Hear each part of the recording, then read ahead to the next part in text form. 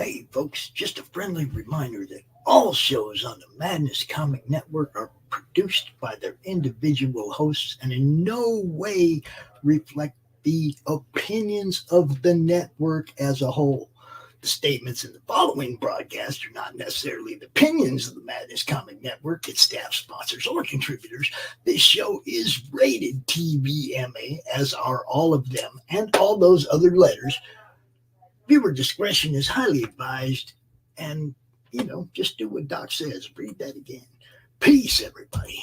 Hey, everybody, Dirk Manning here, the writer and creator of numerous comic books and graphic novels, including Nightmare World, Tales of Mystery, Brave But Not Dead, all kinds of stuff. And I am super excited for you because you are getting to watch right now, right this moment, out of all the things we're really going to be doing, you're getting to enjoy and revel in the Madness Comic Network. And that is awesome. Thank you for being here. And now for something completely different. Yeah, that guy's really different. He really is. What's up, Dave? And now for something completely different. Yeah. And today it really is completely different because we actually have two guests, Dave. We have two other people going to come out and show stuff off. Two? Yes. Wow. This is a first. It's pretty much what we've wanted all along. This is a first. More people to get involved, right? So Dustin, we have been looking for Dustin. How's it going? Hi, Dustin. And we also joined by one of the guys from the art stream, Dave. Levi Skiing going to join us today as well. So how's it going, guys? That's pretty awesome. How's it going, Levi? All right. Wow. I'm overwhelmed. It's completely different. I'm overwhelmed. Yeah. I'll say. So, welcome everybody to the show offs, and you guys know how we do this. Dave, today I kind of got a last minute inspiration during the draw stream. Jim O'Reilly showed off this sculpture. All right.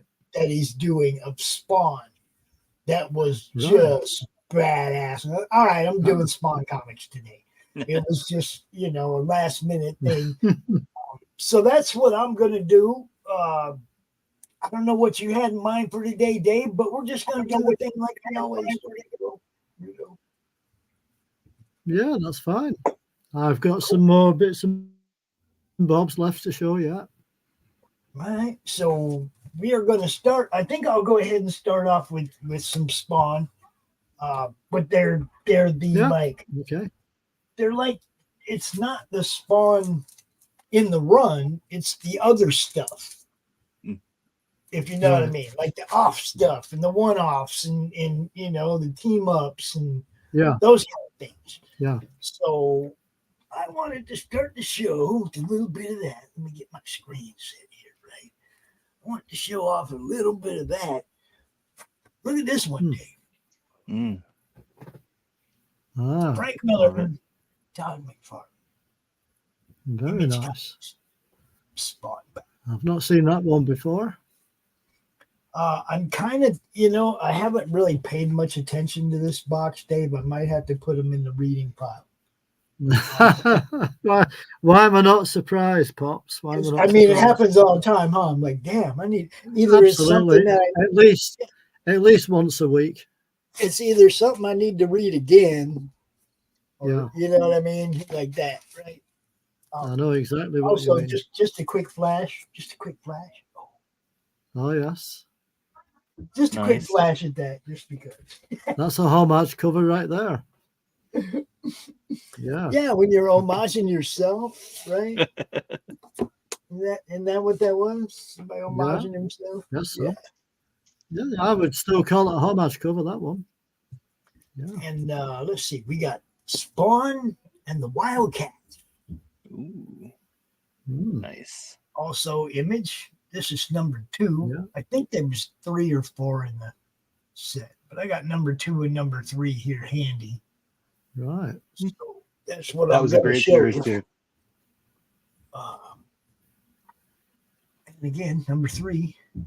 Mm-hmm. that wonderful Liefeld art? Yeah.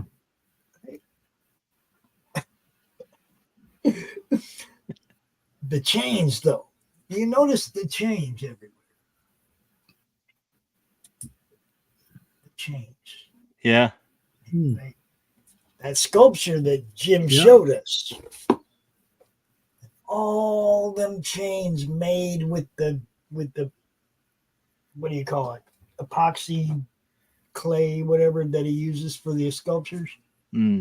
All those chains were made link by link. Oh, dude, the freaking sculpture is badass. If you didn't see it, go back to the draw stream earlier. Once Jim comes out, we kind of talk him into showing it off, and he puts it on the camera, and it's Now we also have some medieval Spawn. What do you know about medieval Spawn? I don't know much about Spawn at all. I know the character, Nice. but I've never really sort of read much of Spawn at all.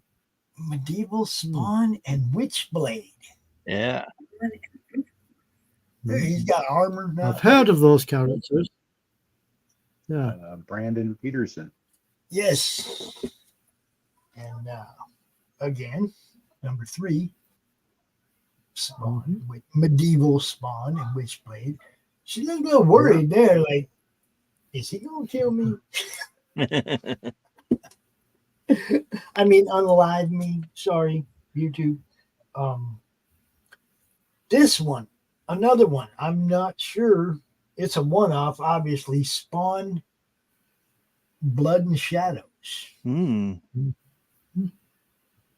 If anybody in the chat knows anything about any of these, feel free to chime in. By all means. Yeah. Because, we're just showing them. We ain't telling. This one is... like I say, Pops, I don't know much about Spawn because I've never really sort of got into it or read very much. The odd issue maybe here and there. This is a nice, thick, square bound book, Yeah. And then I got one here called Blood Feud, number 3. So I guess there's a series called Spawn Blood Feud. You find out a whole bunch of stuff about this when you start going through your boxes, huh? It's surprising what you find, Yeah, Tony Daniel. Man, Dave and I have been going through stuff. Like one time we're going through it and I found some, what are those? The jeweler ones? Mark Jeweler, whatever. I found one of those that I didn't know I had in one of these boxes. Oh, wait a minute. Well, I was just going through some boxes myself the other day, thinking they were all full of Star Trek comics, and found some Marvel stuff in them. See, there you go. So there's also. I didn't even know it was there until I saw it, and I thought I'd sold that ages ago. I've still got it. Oh, so it was something good. Yeah, it was Supervillain Team Up was one of them. Oh, nice. We like those. Yeah. So we have. I might show some of those next week. Okay, cool. We got Spawn Godslayer. This is number 4 of a series, so it's at least a 4-issue run. Yeah. Yeah, I don't know anything about these little offshoots. Yeah. Another one, Dark Ages. 8, 9, 16, 19. All right, so this Spawn Dark Ages runs off for a little while. This is number 8. Nice. That art's different, oh. Yeah. And then number 9. Interesting. See, how is Image making such cool stuff? Fall off so badly. So how old are these books, Pops? About what let me year? see. Any ideas? I knew he was going to do it to me. I got glasses. Hey, I have to ask at least once a week.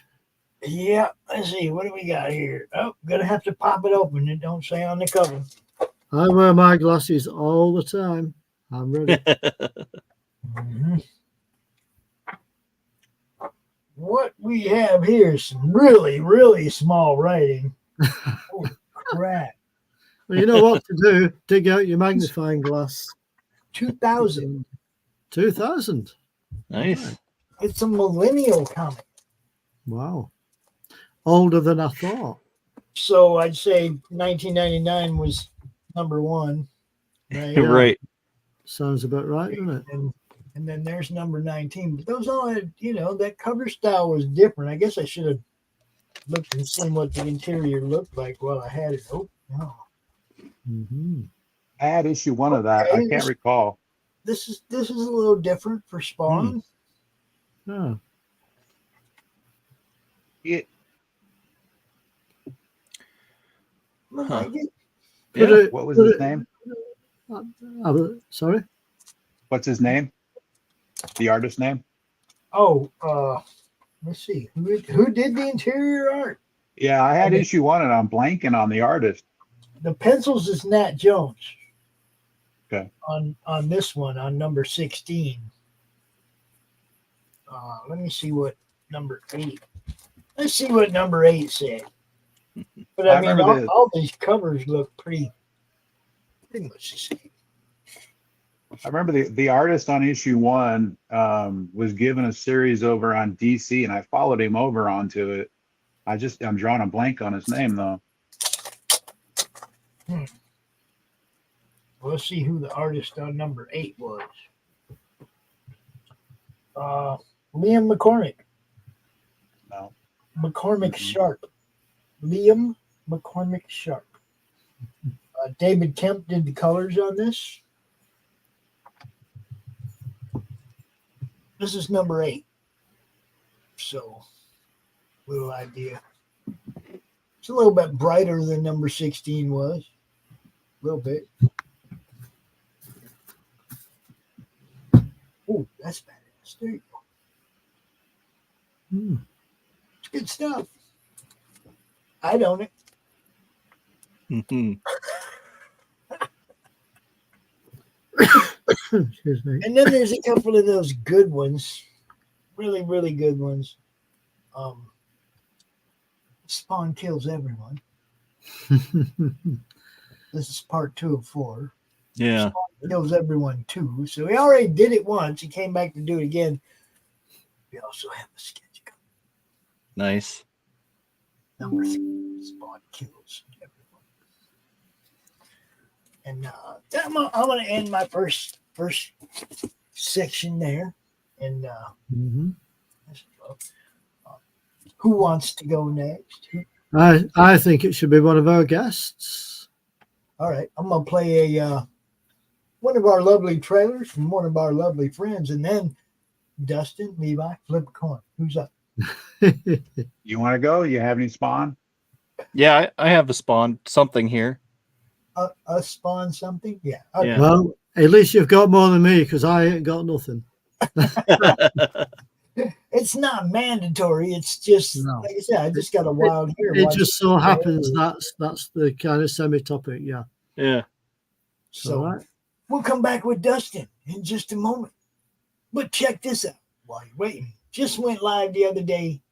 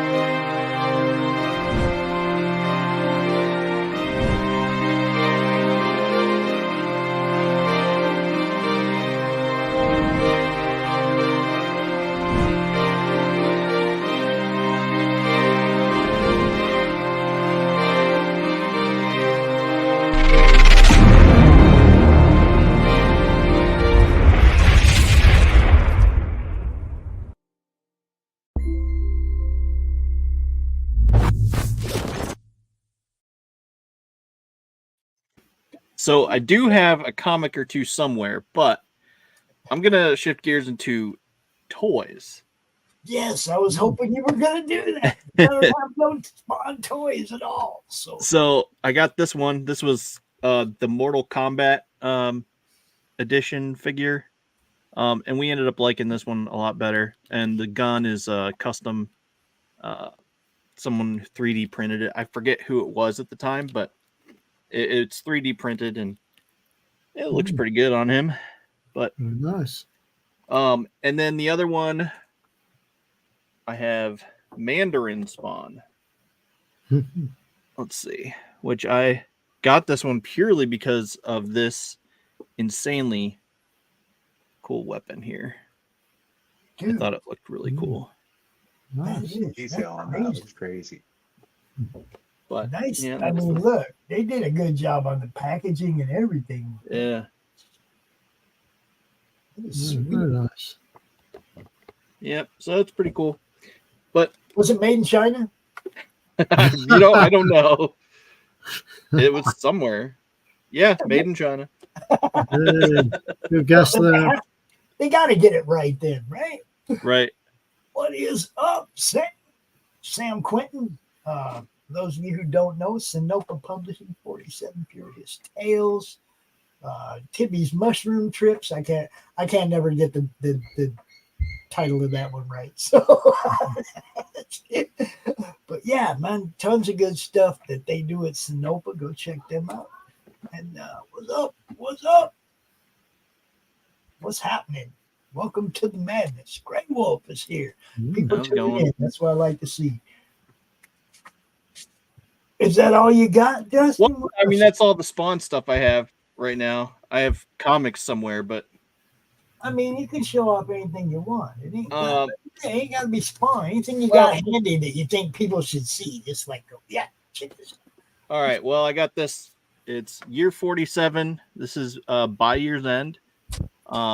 It's something that I have something written in, and it takes place in my buddy's novel, Year 47, and this was again by year's end. Right. It's a little anthology, and then here's the hardback edition. Nice.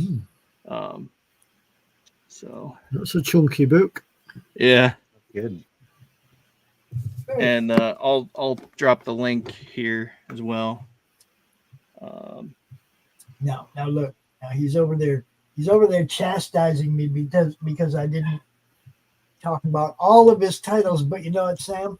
We have an opening tomorrow on Monday Madness, like at 5:00, and you're more than welcome to come out and talk about all of your titles. Heck yeah. And now I'm gonna teach you something too. You see that big old giant mess you just dropped in the chat? Yeah, I do. Okay, it's not how it looked originally. If you stop at the question mark and just post up to the number 8 right there. Yeah. Thing still works without all the redirect and malware and all the other crap that they no kidding. You don't have to put all that other stuff. You just HTTP to the question mark. Right. To the question mark. There you go. I've learned something. I don't even know how to do it. It's not how it looked when I clicked the share button, and it was the nice little tidy link, but nope. Yeah. No. Of course, you when I paste it, you get the whole lot. Yeah, of course, when I paste it, I get some huge, massive nonsense. Right. Yeah, that's why I do the copy. I just copy up to the question mark and just paste that. I don't copy the whole thing, or that's. Yeah. I don't even know how to do that. I can't even find it to show you. I can't even find it on my own channel. There's so much of a mess there. It's like, but yeah, that's pretty much all I got. Oh, I'm sure you'll find some more in a bit, Dustin. Okay. Oh yeah, I have plenty of other things, but yeah, you know, Well, I'll while give we're let showing someone off else stuff, have a chance. anything else you want to grab and show off, you can. But here, I'm gonna put this that right there. That's all you got to put. Yeah, there you go. That's Just better. that. And That's it'll better, yeah. still direct. It'll still send you there, but it doesn't have all that. Nonsense. Who knows what they're adding Right. to the dress, right? You know, it could be stuff that shares your information. Who knows what they're putting there? I never pass that on because you just don't know. Mm-hmm. You know. And yes, sir, you are more than welcome to join us tomorrow. If you want to do that, let me know for sure, and I will pencil you in. But yeah, them guys got all kinds of stuff, man. Necroholic, just a bunch of different titles that are just crazy. Good stuff. Well, I'll show my Hawk Tua girl, Chilla. I like to show this off whenever I can. She's Hawk Tuin on Voltron. Oh, isn't that sweet? Yeah. Awesome, dude. Yeah, I mean, since I'm up here on the screen, you might as well. Yeah, all right. Yeah. So I think we're gonna let Levi go next. I'm gonna play another ad real quick, and then we'll give Levi a chance to show us what he's got. Yeah. Forward to it. Very cool. Let's see. What do we want to do? Should we show off Zappos, Levi? Should we do Zappos? Yeah. Okay, we'll do Zappos.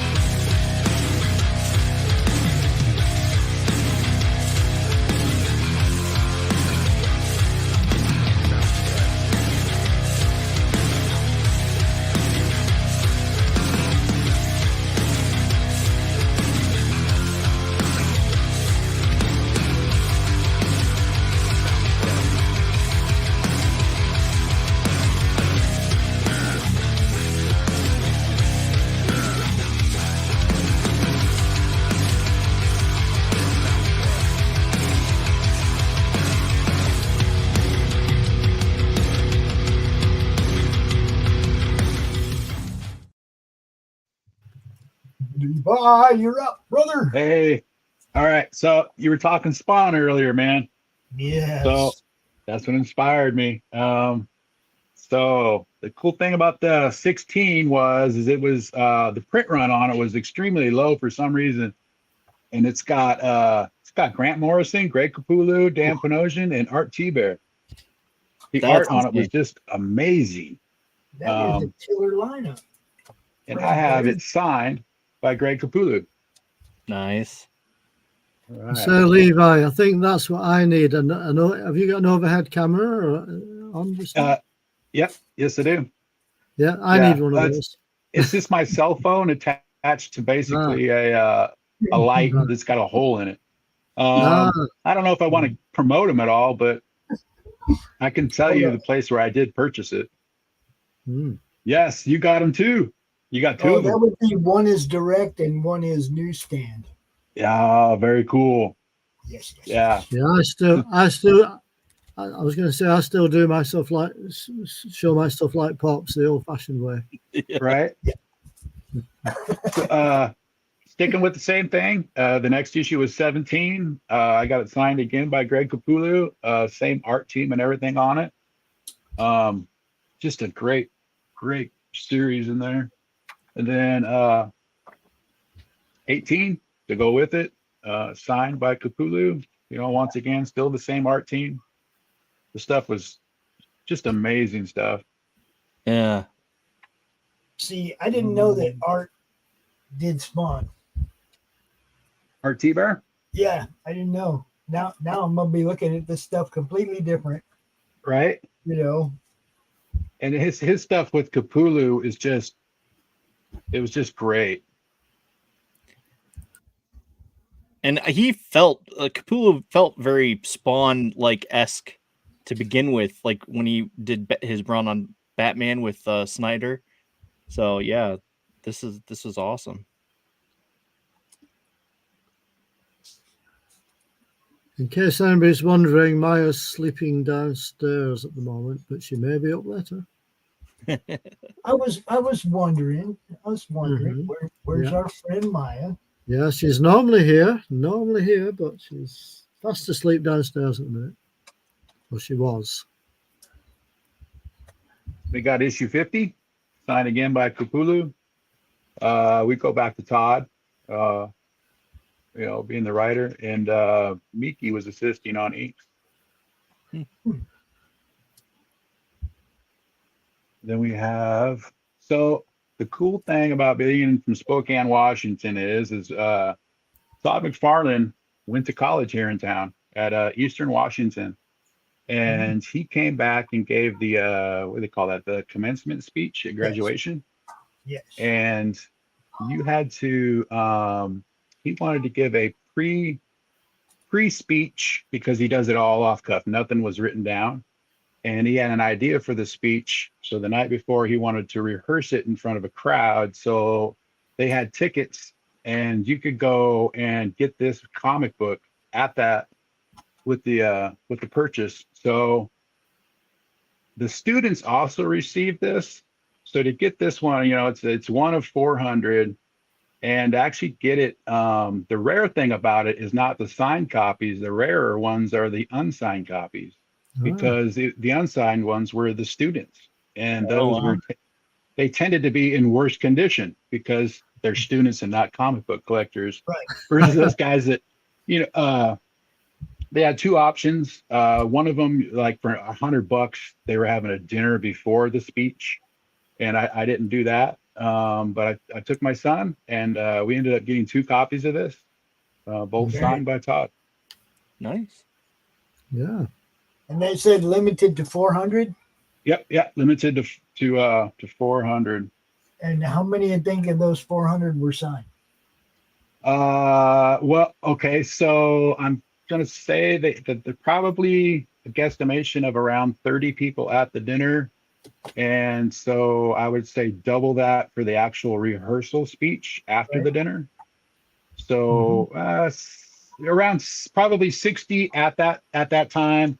And then the silly thing is you got 2 additional signatures. So you could walk out of there with 3 Todd McFarlane signatures. And the line went through so quickly that I should have brought more stuff because I was being nice about it and only bringing a certain amount. And it literally got to the point where just Todd was standing around talking. Wow. So I'll grab that stuff real quick. So I was able to, the 2 extra things that I got signed were yes, Wizard Comics #1, and it is the this is going to be the direct copy, so it's not the San Diego Comic-Con exclusive, which came out previously to this.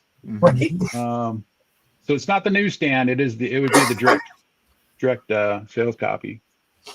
Very nice. So I got that, and then what you can't see is over on my wall. I have a Spider-Man poster signed by Todd. It's the one.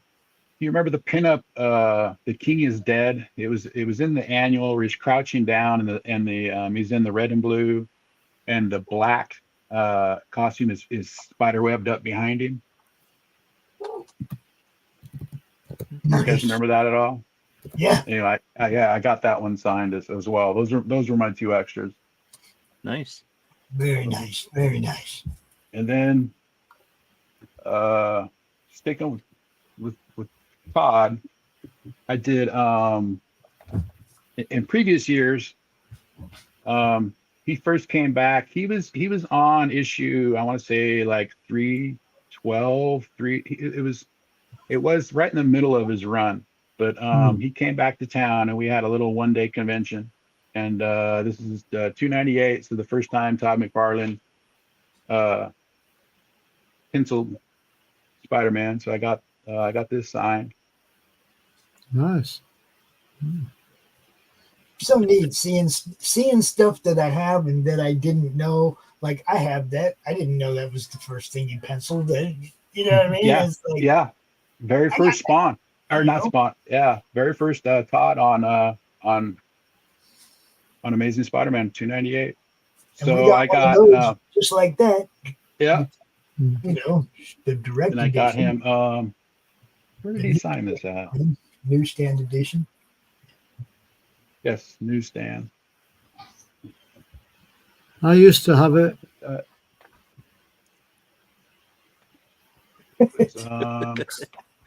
So yeah, And Peter that one. David. Yeah. And signed by Peter David, and then signed by McFarlane again. And this is either, I think it's. I want to say it's the first time he penciled Hulk. This would be the first issue. See, I got stuff to go look for now. Look at. You got me looking at T-Bear and Spawn. Yeah, all kinds of stuff. All right. All right. Then, where's it at? So last week was Deadpool for you, right? Yeah, Deadpool Wolverine we did last All week. right. So just to catch up, I got that. Deadpool. Yep. And this is signed by Rob Liefeld. So, and I got this. It would have been this year, 2005. So Rob back then was still signing those things for free. Yeah. Yeah. There you go, Pops. Another volunteer from the chat. Yes. John, anytime you want to schedule ahead of time, and we'll put a whole show aside for you to show off your room, because I know your room bigger than my room. Yeah. That looks like a small book, is it? Where's it at? Oh, it's right there. Small book. Beautiful. Is that an ash can? Yes. Ah. It's his ash can sketchbook that he had at the convention. Nice. From Wizard World Chicago. Yeah, this was Emerald City Comic Con, so this would have been leftover. Right. Okay. So it was probably 2006 then, because Wizard Comics had just announced Rob Liefeld returning to the Heroes Reborn universe. So at that convention, I went and had him do an Onslaught. So it's an original sketch by Rob Liefeld. Beautiful. I changed my name, by the way, Pops, in the chat. Did you notice? I did notice. I did see it says Texas Dave over there. Yeah. I thought I'd have a play with my name on the chat. For everybody that doesn't know, his name is Dave Houston, right? And when I met him, or when I first heard about him, I didn't really know him yet, and I just said, I'm gonna call this dude Texas Dave, right? And then I find out he's from the UK. But it's still, right? It's still, people call him Texas Dave. Well, that's it. That's it. That's kind of what I'm known as now. Pretty much. You can blame me, Dave. It's not. I just happened to use that as part of my email address years ago. That's sweet. All right. So are we moving on to Dave now? Yep. All right. Might be. Another short ad before. Since we're moving on to Dave from over there, we're going to play a trailer from a Dave over there. What do you think? Makes sense to me.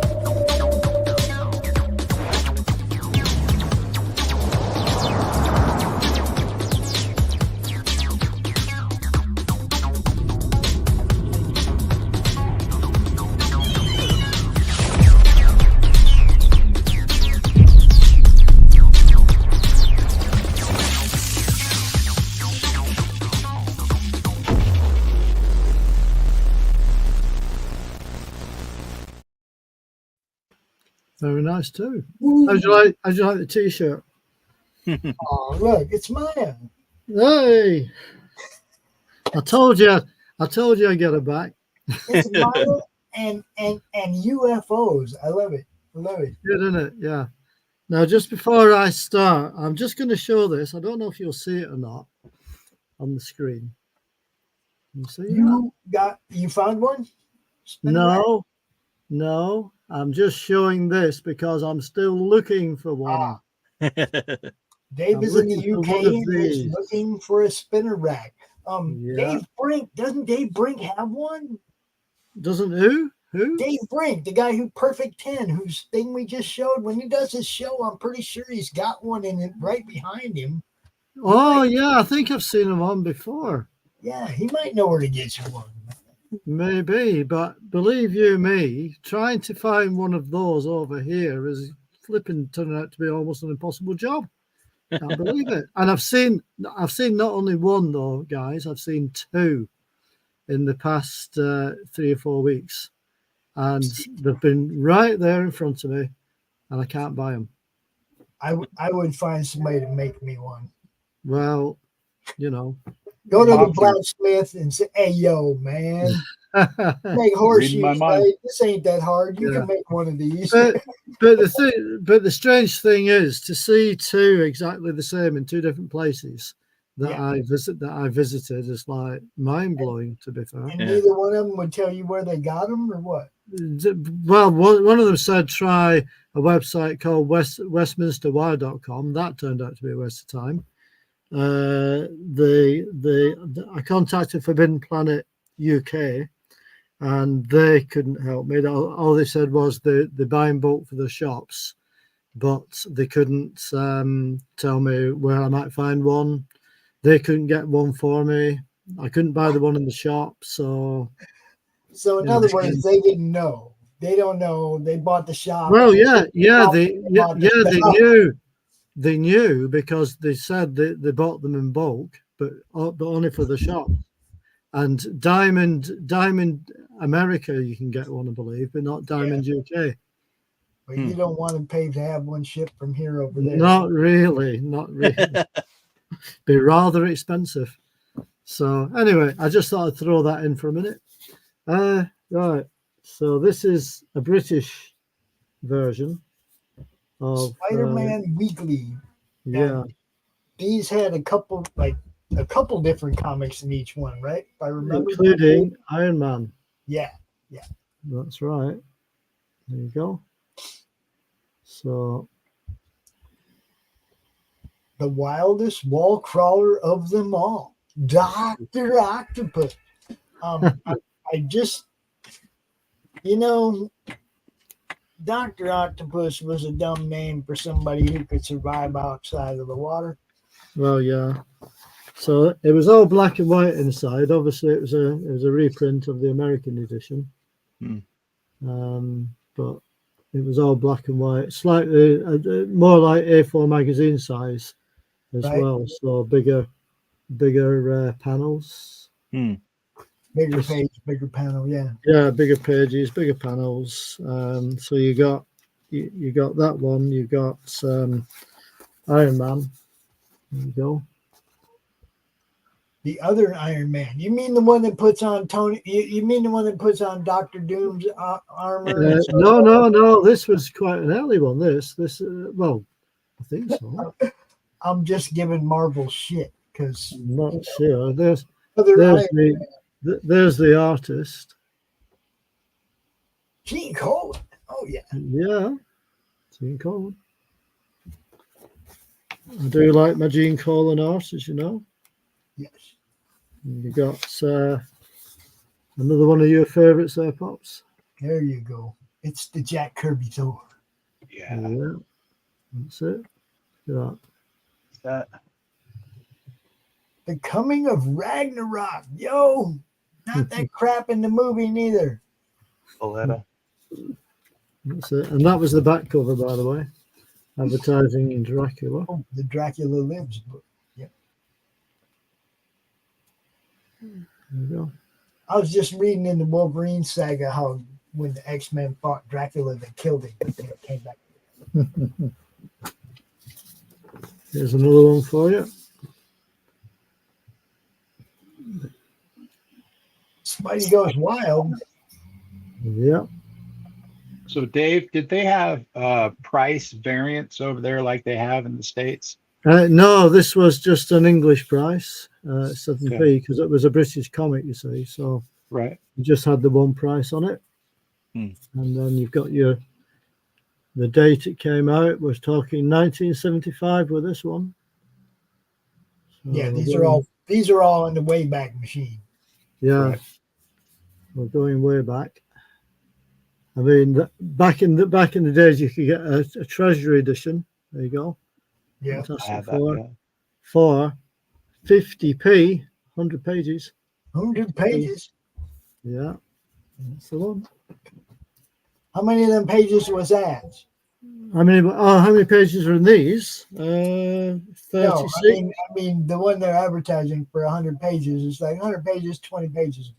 Oh, it was 100 pages. It was a treasury one. Yeah. You know, the treasury size. Electro. Yeah. This guy.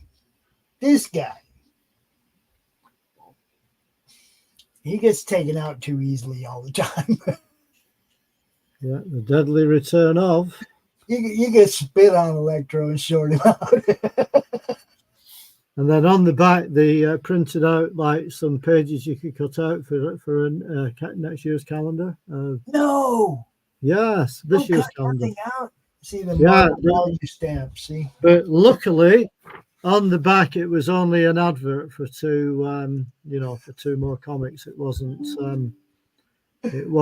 part of the story, which was all. So there you go.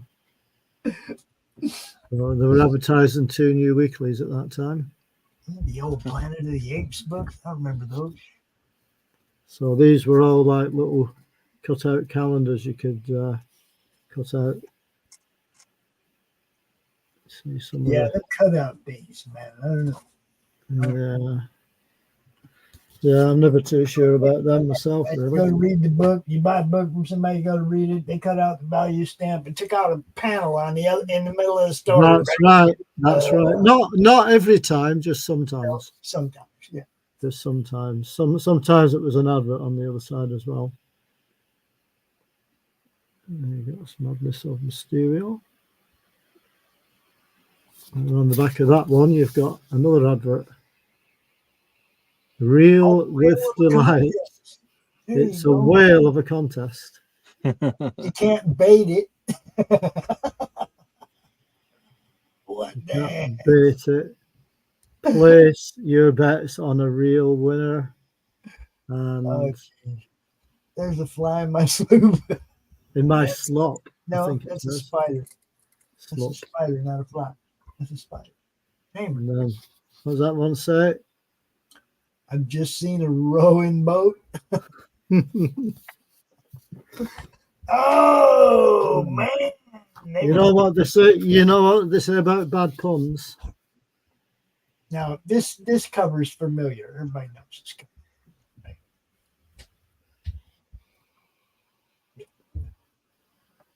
Face it, friend. This issue's got everything. There you go. Wow. Thor, Iron Man, Mysterio, Arcade, Spider-Man. Mandarin. It's got to. So, I mean, what are we talking there? Are we talking? It's got a Ramita story, it's got a Jack Kirby story, and a Gene Colan story in there, right? Yeah, pretty much. It does have everything in it. But having said that, it didn't give you the whole story. It just gave you like part one time, part the next time. The only time you got a whole story was with the Spider-Man one. They got to get you to come back, though. You see. Well, yeah. Give you part one this month. Come back, get part two next month. You know. Yeah. Gotta have that hook.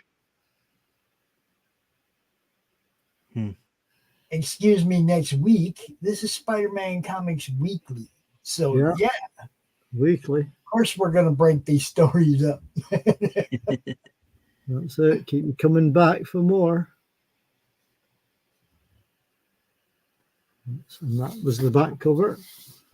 Adrian Toombs. Yeah. Oh, and look, we got some Nazi tanks on the back.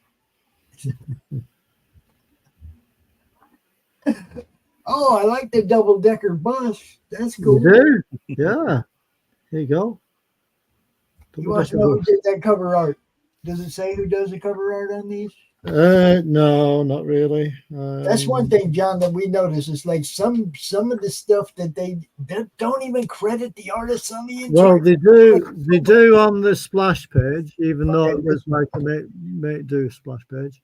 So that gives you the interior stuff, but it doesn't really tell you about the cover. Doesn't tell you much. I mean, sometimes you can see a signature on the cover. Oh, wait a minute. No, that's not. It's just the Marvel Comics logo, right?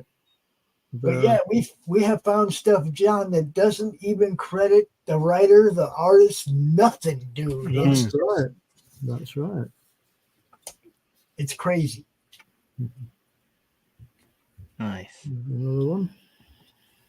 Kazar and Spider-Man with Iron Man and Thor. It's another one of those classic poses, you know, where somebody's holding somebody across them like that. Yeah. You know, I've seen that a few times over the years on various covers. And that's the advertising a couple more different titles there. Comics, yes. Yeah. See you, newsagent today. Only 6p. Yeah, exactly. That's that one. And we got. Well, now, just so you know, John, Dave sells a lot of this stuff. A lot of this stuff that he's showing, he has available for sale. Just throwing it out there. That's it. Yeah, these I'm selling on behalf of a friend of mine again. So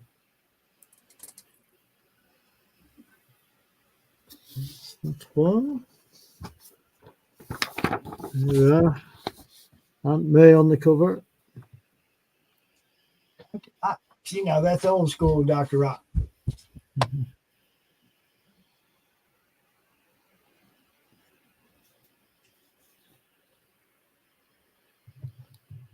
The classic cover, I guess. And that's the back cover of that one. Big changes in Marvel.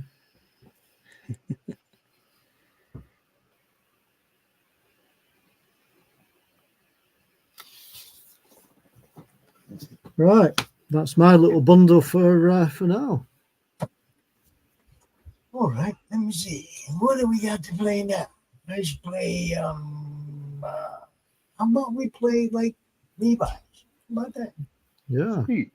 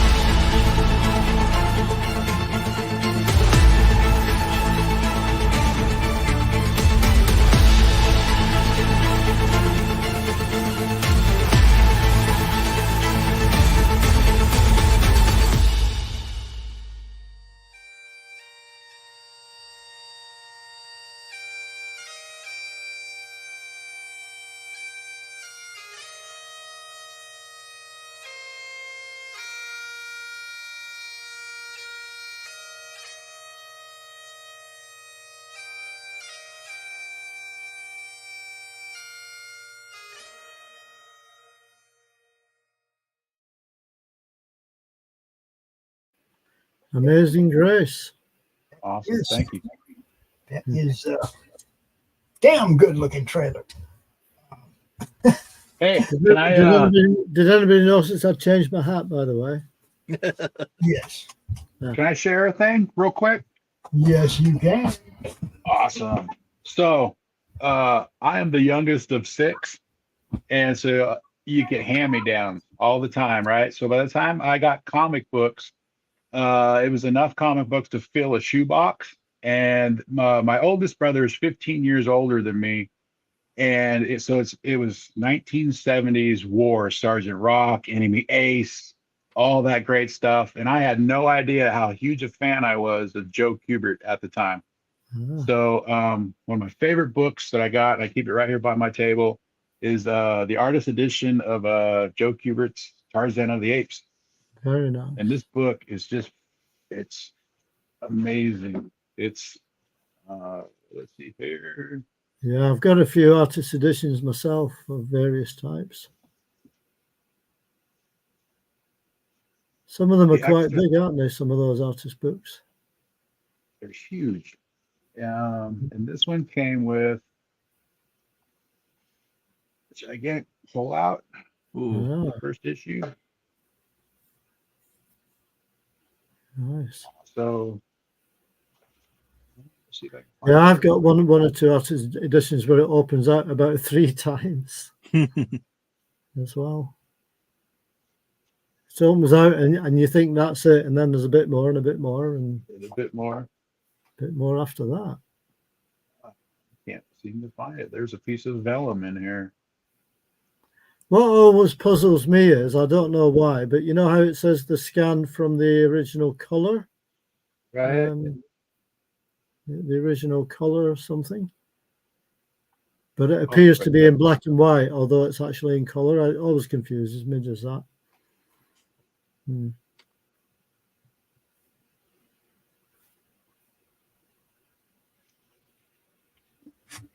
That is pretty cool right there.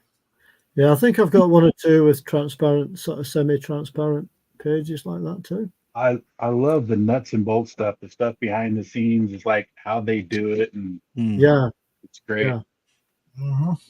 Yeah, I've got a Joe Kubert book by Tomorrow's, I think, you know, like on his life and history and his art. Something like that. Sam, who we were talking to in the chat earlier, Sonoma Publishing, almost everybody in his crew came out of Kubert School. Alexia and Nick Capone, I mean, all these guys, they're all out of Kubert School. So, I remember seeing the adverts back in the day, you know. Tune in tomorrow at 5 o'clock. You might get a chance to check out some cool stuff by some Kubert School graduates. You know, what's up, Jim? Jim is the inspiration for what I'm doing today. Came out to the draw stream earlier and showed us just a sculpture that he did of Spawn. So I was like, okay, that's what I'm doing today during the show off.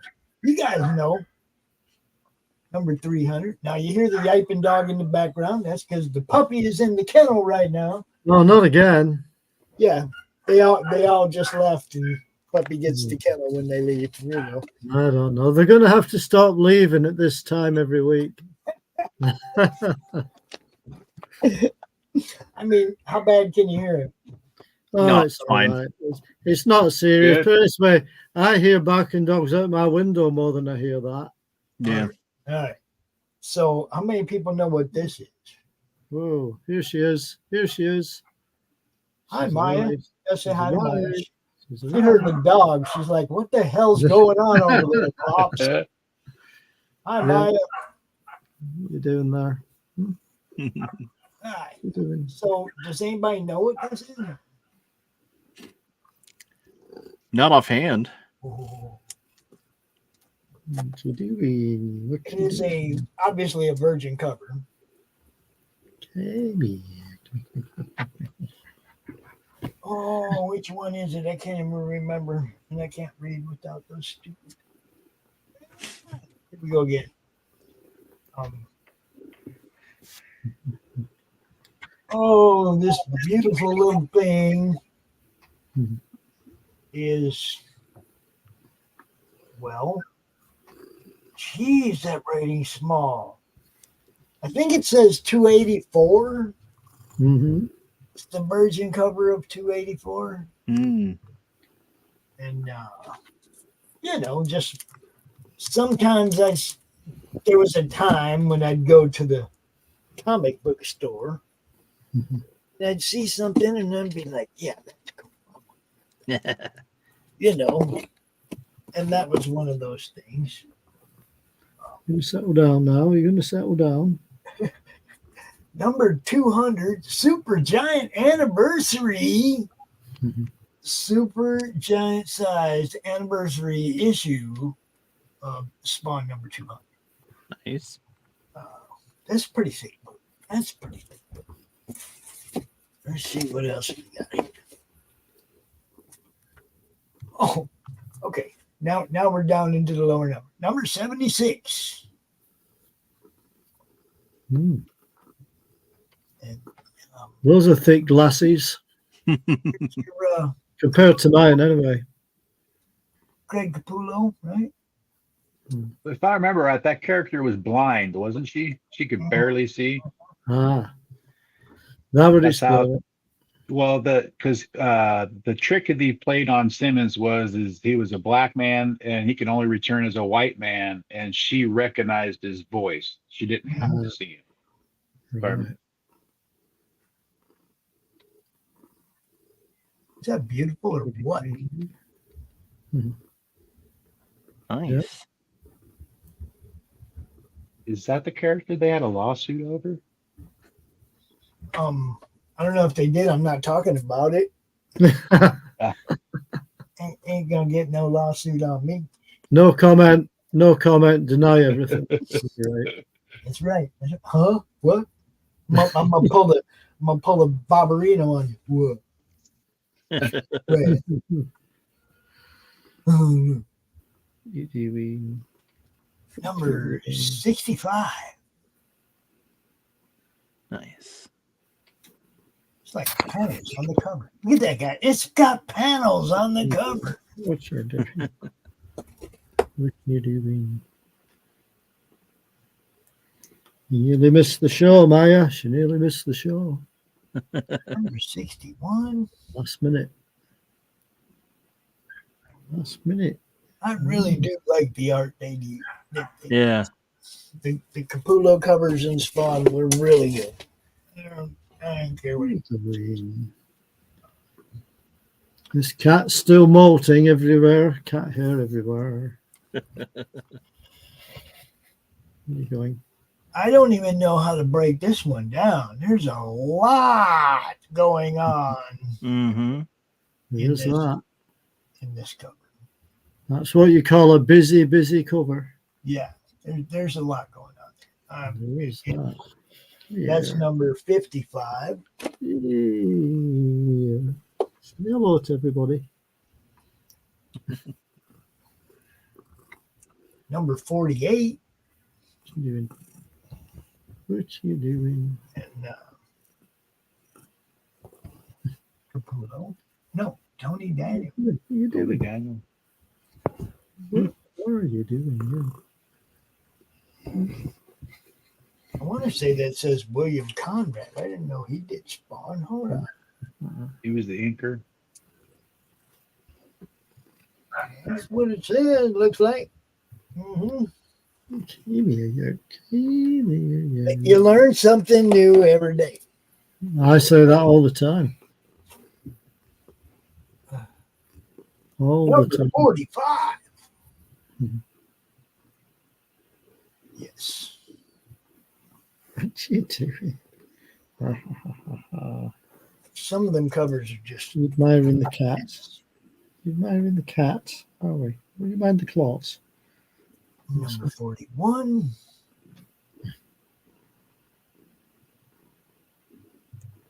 That was a great storyline.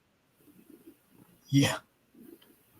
I've never read any of these. Sorry, I can't. On that one, his the body got torn apart, And then once he got put back into the suit was basically kind of holding him together while he molded himself back together again.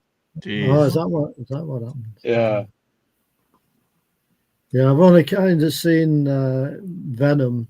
Well, I've seen a couple of films, not Spawn. I don't know much about Spawn at all.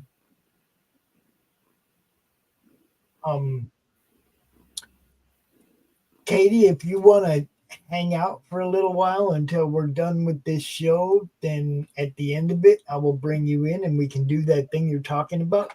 Katie wants to launch her book today, like now. Oh, okay. So we will be ninja launching DragonChild #9 at the conclusion of this show. Spread the word, people. It's like, I didn't know we was doing this, but I think we do. But here, check this one out. Oh. Now, this is number 40. Okay? That's awesome. So now we're getting down into the lower numbers. You're doing a bit like I do sometimes, Pops. We're going backwards.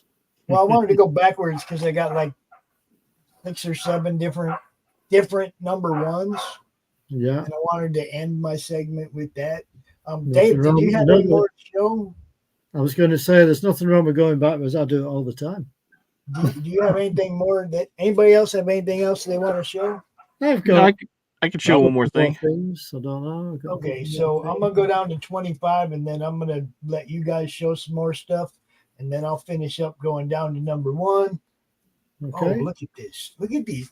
These covers are crazy, guys. Yeah. That's awesome. Crazy. What are you doing? Push that had to have Billy Kincaid in it somewhere. Oh, well, I guess we went all the way down to 23. We'll go down to 20, and then I'll. There we go. Look at this. Number 23. Yeah, it just when I do this, sometimes it just makes me want to go back and read these again. It's been a long time since I read any Spawn. So it's a long time since I've read lots of anything. I don't know whose cover that is. It doesn't say. Let's see. Little tiny something down there. Say anything? It's very tiny. Yeah. Focus. Come on. McFarlane. Yep. Yeah, McFarlane. I think so. Man, his art was lazy compared to everybody else working on his stuff back then. Yeah, it was one of those ones where he just phoned it in. Oh, I'm telling you, that one looked like it. All right, so I'm done with my thing for now. I got one more little segment to go. Who wants to go next? Anybody? Anyone? I can go. Go ahead. Let me see. Hold on. We gotta play something real quick. Oh yeah, quickie. Let's give Doc a little love right here. What do you think?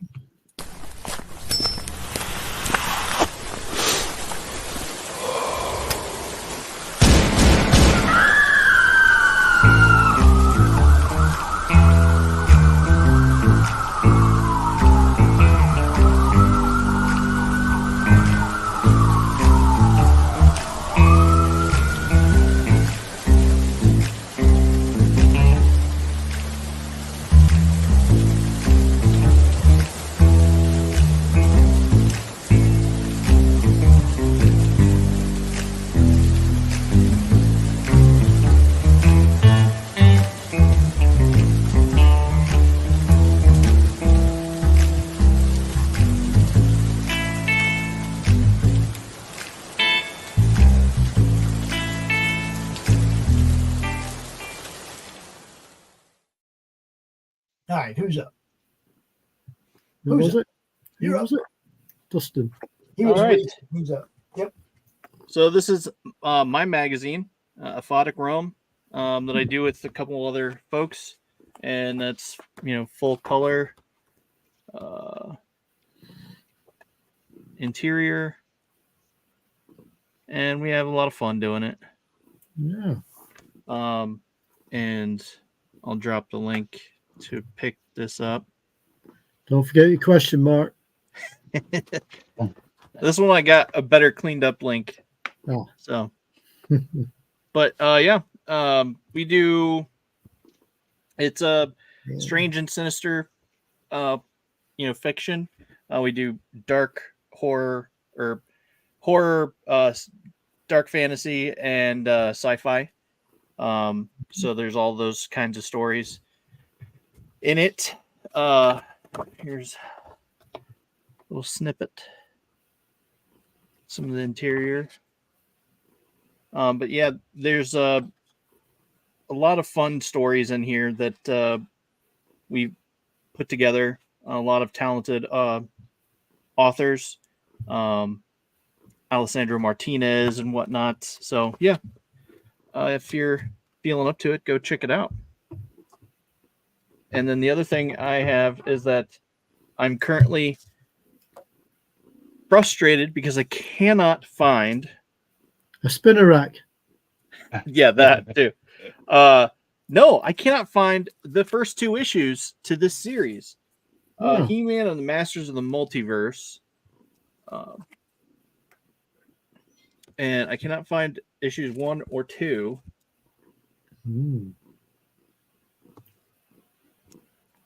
But it was a fun little comic series that honestly it could have been better, but they should have been longer. They just tried to cram too much into a short time. But yeah, that's what I have. I'm gonna give you a little. We have a sister group to the Madness Comic Network on Facebook. It's called the Comic Related Marketplace, where people sell stuff. People go there looking for stuff to buy. If you post over there saying you're looking for it, you never know. Nice. Somebody might go, "Hey, I got those." You never know. It is what we do. Yeah. Levi, do you have something else? Yeah. All my comic books are downstairs. I wasn't as prepared, but the stuff I have next to me. So my son got me this for Christmas this year. Awesome. The artist edition. I thought that was another artist edition. It's John Byrne. I think it is.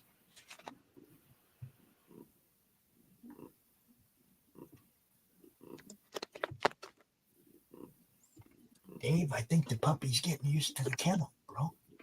You never know. We better talk quietly. Well, I try not to. He knows I'm down here, and he's pissed at me. I'm the one that won't let him out, right? Right, but he's not my dog, and it's like, well, that's it. They put him in the kennel. That's where they want him. It's their dog.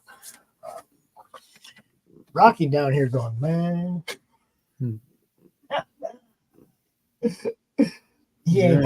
That's a very nice artist edition. I'm not sure if I've got that myself. I don't think so. I'm not sure. Yeah, so that's basically it. Looks awesome. Yeah.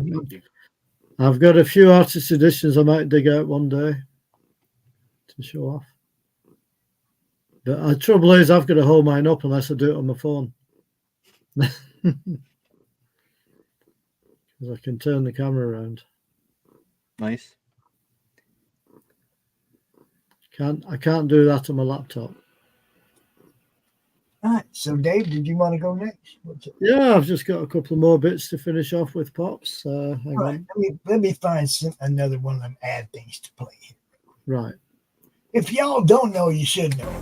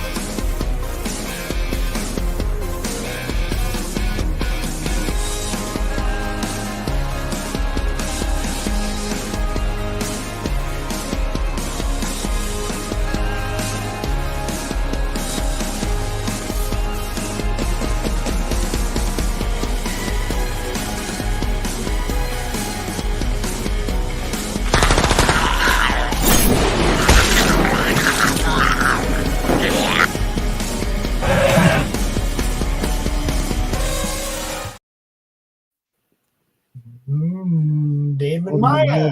No, she's on the move again. She's on the move. Watch out. Watch out. Where's she going? Hey, by the way, I just thought I'd show you. I got this as a present. Oh, it's upside down. I got that as a birthday present. Nice. Yeah, I know it's hard to believe, isn't it? Eh? Yeah, what can I say? I'm not. Birthday. I'm not really 70. I'm just pretending. It's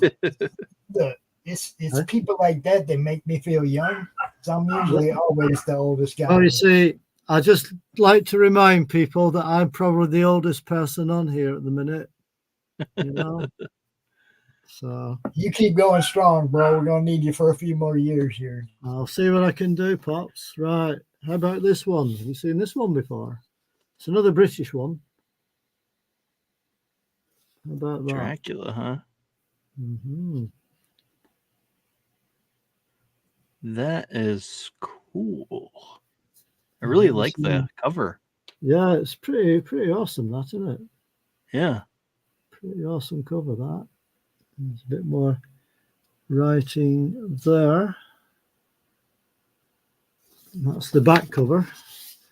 Just advertising one or two more things. There. How about that? Comics with attitude. There you go. Yeah. So inside this one is I'll show you the first page. It's in colour, which is unusual for a British comic, but yeah, you know, it's in colour. This was published in when was it published? It was published in what does it say?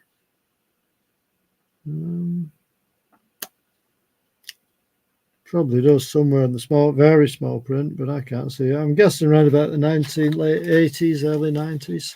Huh. But it's a bit hard to say, but it's all in colour anyway, as you can see. That's awesome. Just selecting the odd page at random. There was also a little bit of black and white as well. This is at the back of the comic. How about that?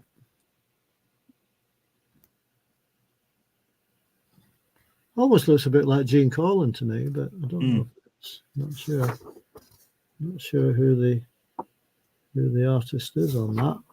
It might say they weren't very good at giving credits on British comics back in the day. Oh yeah, there we go. Art by John Bolton. He's a British artist. Oh, wow. John Bolton. I don't know if you know the name. You might do. Yes. So that was his The Last of the Vampires. So that was his one. And we have another one here. This is another issue. So a bit of a glossy cover going on, so it's a bit hard to see the writing, but you also got a Vampirella story in there as well. Nice. I like it. That's the back cover. Jurassic Park. Jurassic Park. What's that thing? 50 years old? No, I'm kidding. What's that? I said, what is that thing? 50 years old? No, I'm kidding. No, this one was published in 1993, by the way. I just found a date for it. 1993. So that's about just over 30 years old then, is it? Would that be right? I think that'd be right. So quite nice. A few articles again. I think this will be another black and white story. Oh no, got that as well. A little bit of Vampirella. Hello. What's up? There's my girl. Yeah. Yeah. A little bit of Vampirella.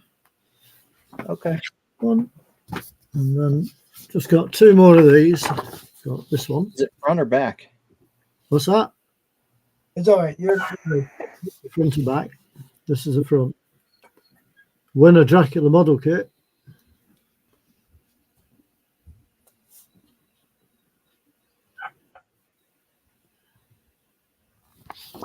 And then this one. Good old UK. Got to spell vampire with a Y. You know. Vampire with a Y. Oh, oh, no, that's an E. That's an E. Hang on.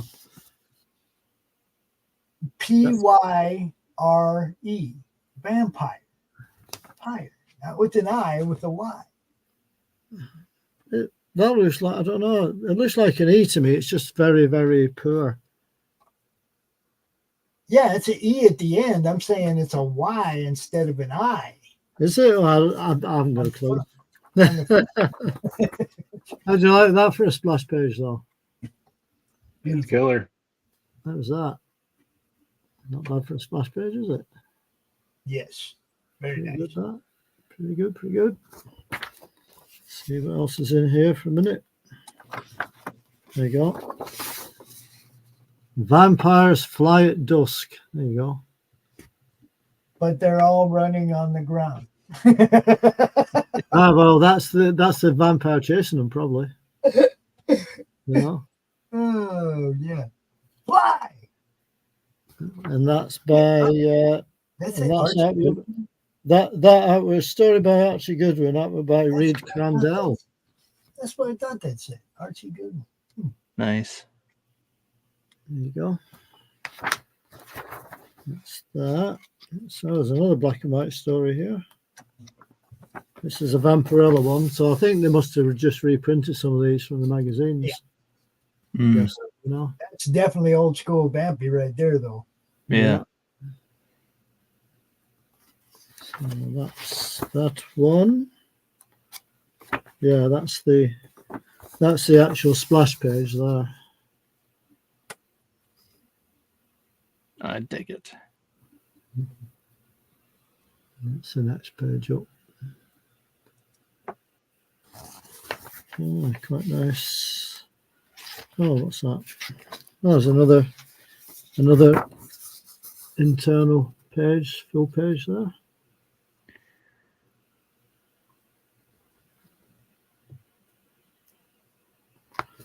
And my final like one, that. my final one will be another Dracula one. How's that? A Dracula computer game, no less. Win.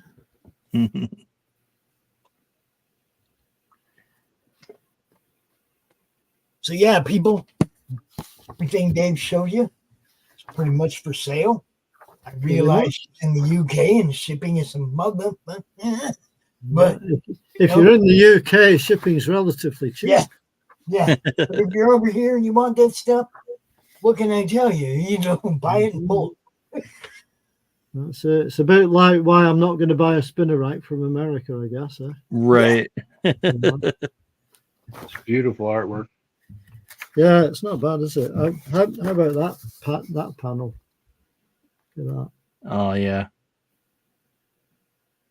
It's pretty good, isn't it? See. Oh, how about that one? There's another one. Look at that. Oh Yeah, there's definitely some fire art in that. Sure. yeah. I've got to hold it back a bit to get the whole panel in, but if you want to see the detail, I can go a bit closer. These big old damn English books. Yeah, they're too big. That's the trouble. They're too big for the screen. You guys don't know. We had Dave out here on one show and he's holding up this giant book, right? Absolutely. Big hardcover, big old giant book, and he's turning It's a pages table. in it. And I'm like, Yeah. hey, you don't have to do the whole, you don't have to show us every page. That's why I think I'm going to get my phone out one time when I'm on a big book and just show you the book on the desk Yeah. rather than hold it up. It was hilarious. It's like, Dave, you're getting a workout, bro. You need a rest right now. That's it. There you go. Carnival of the Damned. There you go. That's another page. Oops, a daisy. That looked like Mr. Spock up in there. Who was that? Oh, there. That guy looks like Mr. Spock, man. Little Spock, you need a haircut, bro. You need a haircut. Little bit. Oh yeah, I'll just show you this one. It's quite a good one. There you go. Is that like a burning Ferris wheel? Because I just saw a video online earlier about a burning Ferris wheel. Wow, look at that.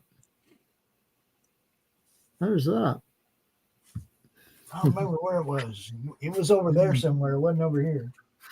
And then that's just like an article there.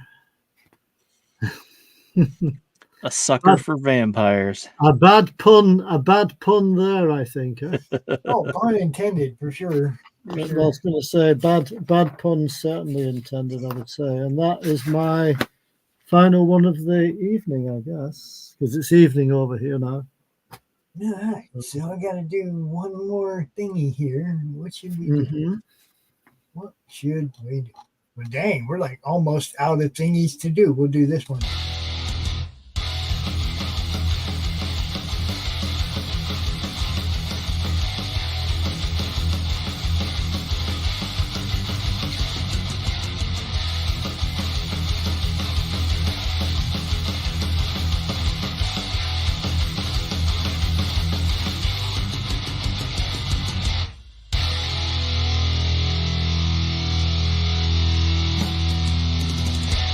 Flip City Magazine is just really pulling out all the stops, man. Your guys' production value of this magazine has gone insane.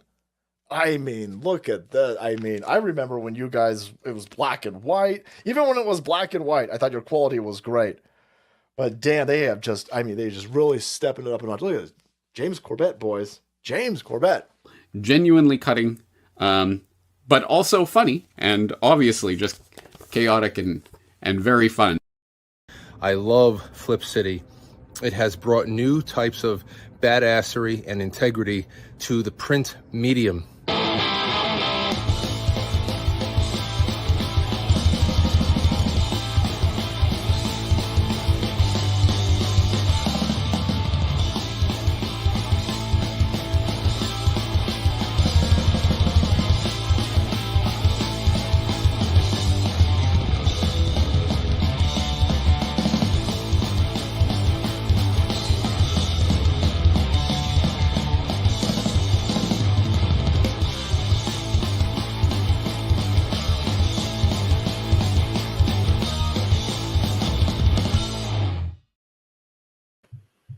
Oh, yeah. All right. So we're going to go backwards from 20. From number 20, we're going to go through all those cool ones that Levi was showing earlier. Because number 20. Don't that look like the Beyonder? I'll say. It's like, A what very evil-looking version of the you guys just steal the Beyonder from Marvel right there. Was that part of the? Did you do a trade when you gave up Angela? What'd you do? Well, the Beyonder, he could go from universe to universe, right? He's that powerful. Number 19. Look at that. Love it. He's a beautiful. I don't have all them autographs like this other dude does, but number 18.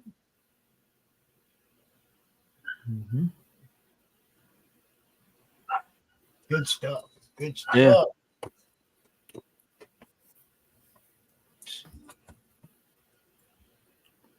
I've been abandoned by the cat again, by the way. She's gone. She's gone. Well, Don't she's know probably where. listening to that puppy too. It's funny because Luna and Rocky are both like down here trying to get as far away from that little yiper as they can. It's kind of fun. Now look, the puppy himself, he's super cool, right? But you know, he just don't like being engaged. That's all. Number 17.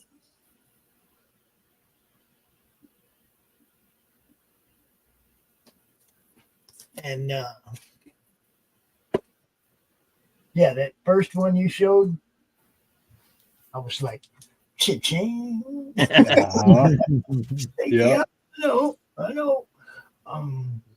If you Yeah, see those out in the wild, snag one. There was something in that print run that they were short a bunch. and I was newsstand and direct on that, one of each.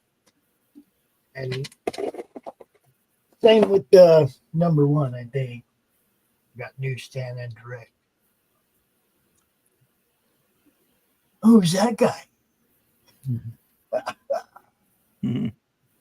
On the end of his sword. Who Right. took somebody's head, piked it. Yep. Good stuff. Number 14. Our boy, the Violator. Is that the Violator? Is that his name? I forget. Yeah. Yeah. Mm-hmm.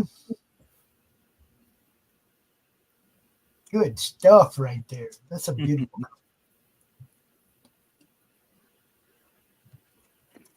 What's the matter, Rock? Number 13. 13. I don't know if you noticed, but a lot of Spawn comics have skulls across the bottom. Hmm. If you look at the covers, a lot of them have skulls in some way under at the bottom of the page. Number 12, they went basic on you. Mm-hmm. Look at that nick on that staple. Isn't that horrible right there? That nick on the staple. Mm. Every time I see a black sensitive cover, I think of Rex now. Number 11. Another one of them busy covers with a lot going on. I was going to say, he's always going on about his black sensitive covers. I've noticed that. Yeah. Very busy cover. Yeah. Number 10. Huh. Dave Sims issue. Mm-hmm. Beautiful. You got to catch the humor in Spawn too, people. There's plenty of it. Plenty of it. And then, there's my girl Angela. I liked her better here. She's cool as an Asgardian, but I liked her better here. Mm. She belonged to the Spawn. Yeah. Good stuff right there, too. And number 8. Number 8, that classic pose. Yeah. There it is. There it is. Oh. Number 7, his Punisher impersonation.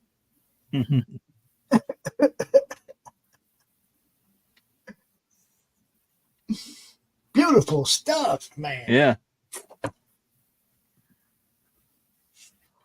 Number 6.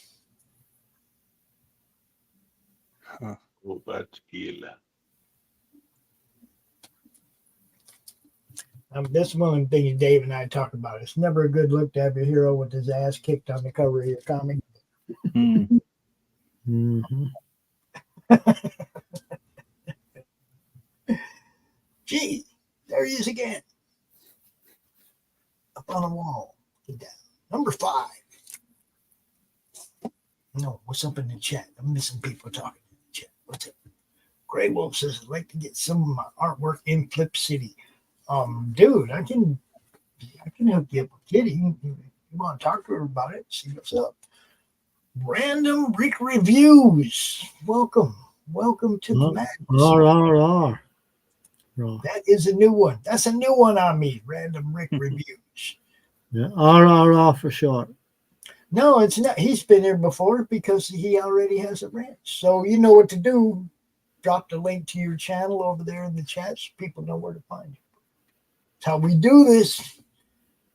Number 4. Look at this one.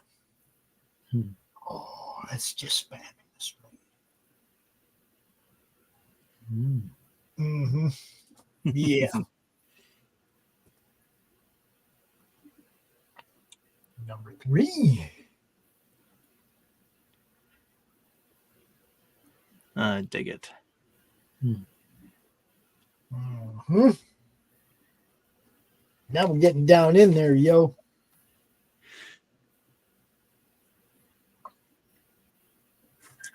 Spawn number 2. Tombstone, yeah. At the graveyard. Yeah. Uh-huh. Backward on. Now,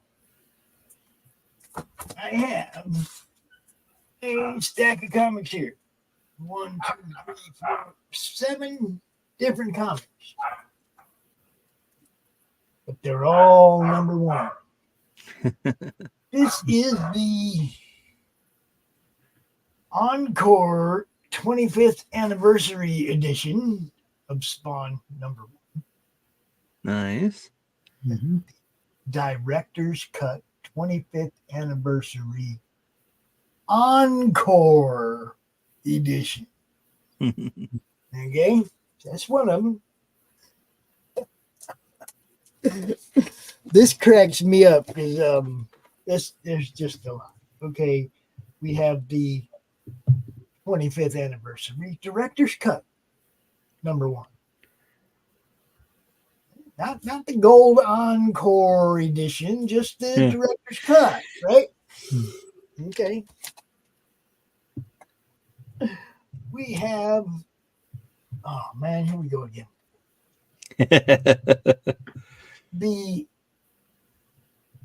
I think this was the action figure comic book or the Violator figure. Okay. Because it says something about small parts and stuff. So I'm just assuming. I mean, it's a comic book. Obviously, it's a really skinny one.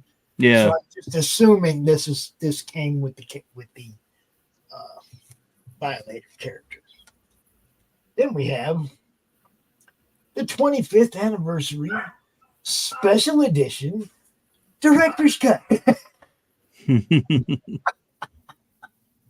Like, how many different 25th anniversary director's cuts did we do? Well, that's right. 3 so far. And then we have the Free Comic Book Day Spawn, which I know there's a lot of these out there, but I rarely see them, you know. And also, you might not see many unstamped by the comic shops. This is true too. The box. This is true too. I just don't remember really ever seeing very many of those. Not people showing them off, not for sale, nothing. Oh, I've got a few free comic books still. This one is the comic book from the Spawn action figure. Same thing. Contains small parts, blah, blah, blah. But you can tell that comic book got beat up a little bit. The spine takes all of it. The other one don't look like that. That one looks pretty bad. And we have the Spawn number 1. The plain old what's supposed to be Spawn number 1. Yeah. Now, over there in that box, we have one of each, both the direct edition and the newsstand edition of this, because one's worth like $15-20 something, the other one's worth like $115. Oh wow. Raw, not graded, right? I have to look and see which one this is. Because we got 2 of one and 1 of the other. What's I'm gonna have to say this is a direct edition because ads on the back. Ads on the back. Sweet. There you go. Anyway, got 2 more number 1s, like I said, over there in the box because it's Spawn, right? Spawn. get on board, have fun with it. Yeah. I hope everybody enjoyed today's show.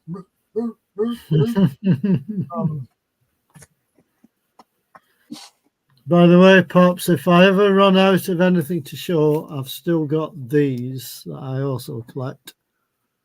You got stamps. I've got plenty of these.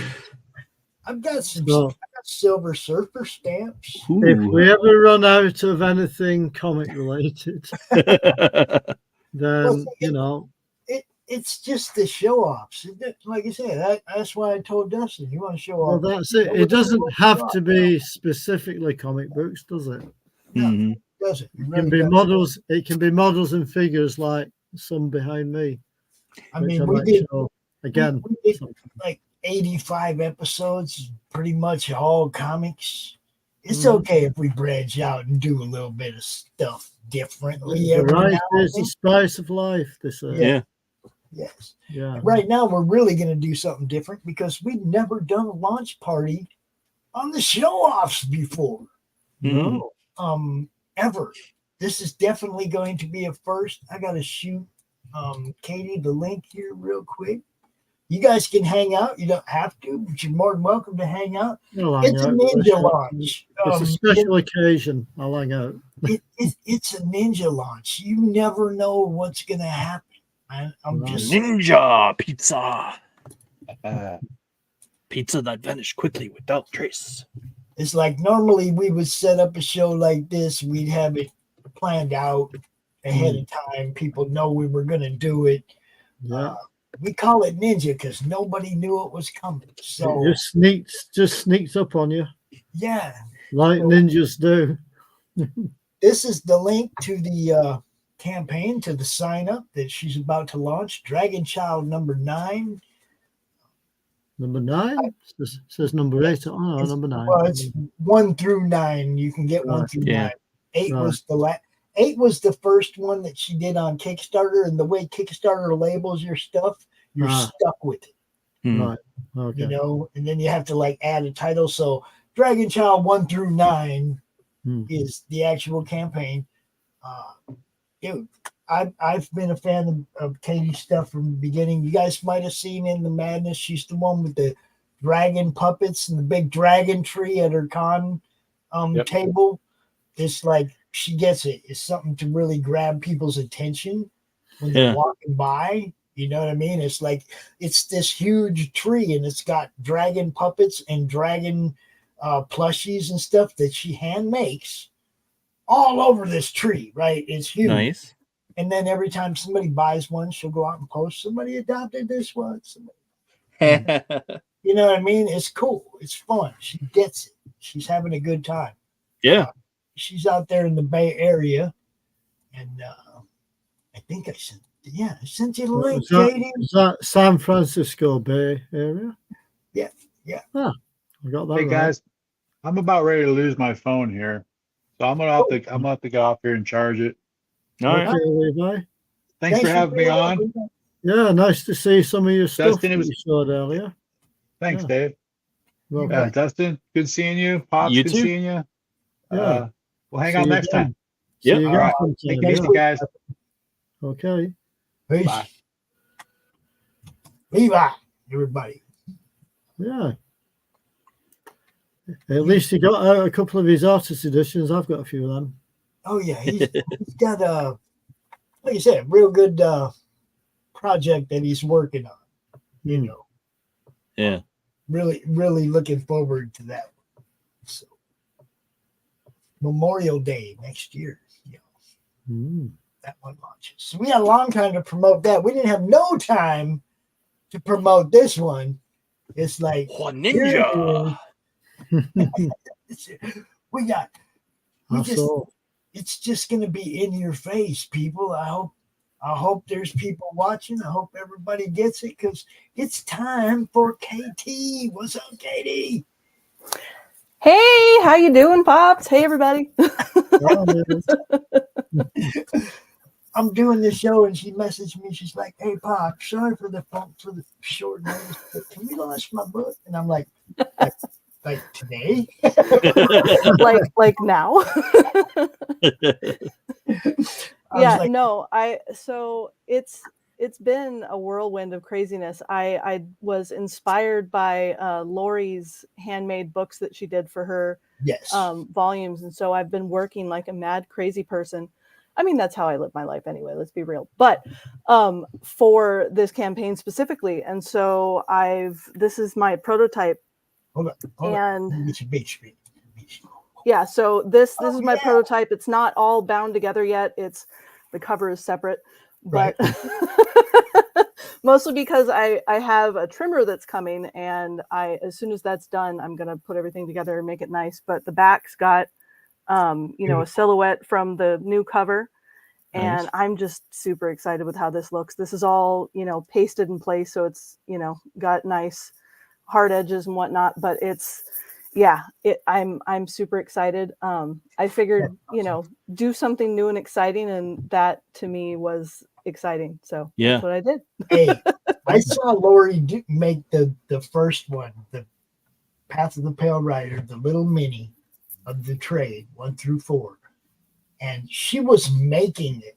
Right? No, that's exactly. No, I had to cut my cat out of the room because he was playing with the string, and that was not going to work for binding 240 pages of comic. I had to so yeah. I had to claim the prototype. Yeah, no. What Laurie was making. I was like, oh, that's mine. With the silver, yeah. Showed it to people, right? As soon as she posted and goes, look what I'm working on. Look what I'm trying to do. I'm like, that one's mine, right? I was like, she goes, yeah, but this one's got these flaws and this and that. I don't care. That one's mine, right? I wanted the first one. I mean, that's legit because it's that it's the first one. That they're all going to be unique in their own way because they're all handmade. And look, they're inspiring other ones in other series. She's inspired people to do it. Dude, that makes it even more badass. You know what I mean? It's like, no, when I was in college, I took a bookbinding class, so I haven't made one in over a decade, and I was like, do I still remember how to do this?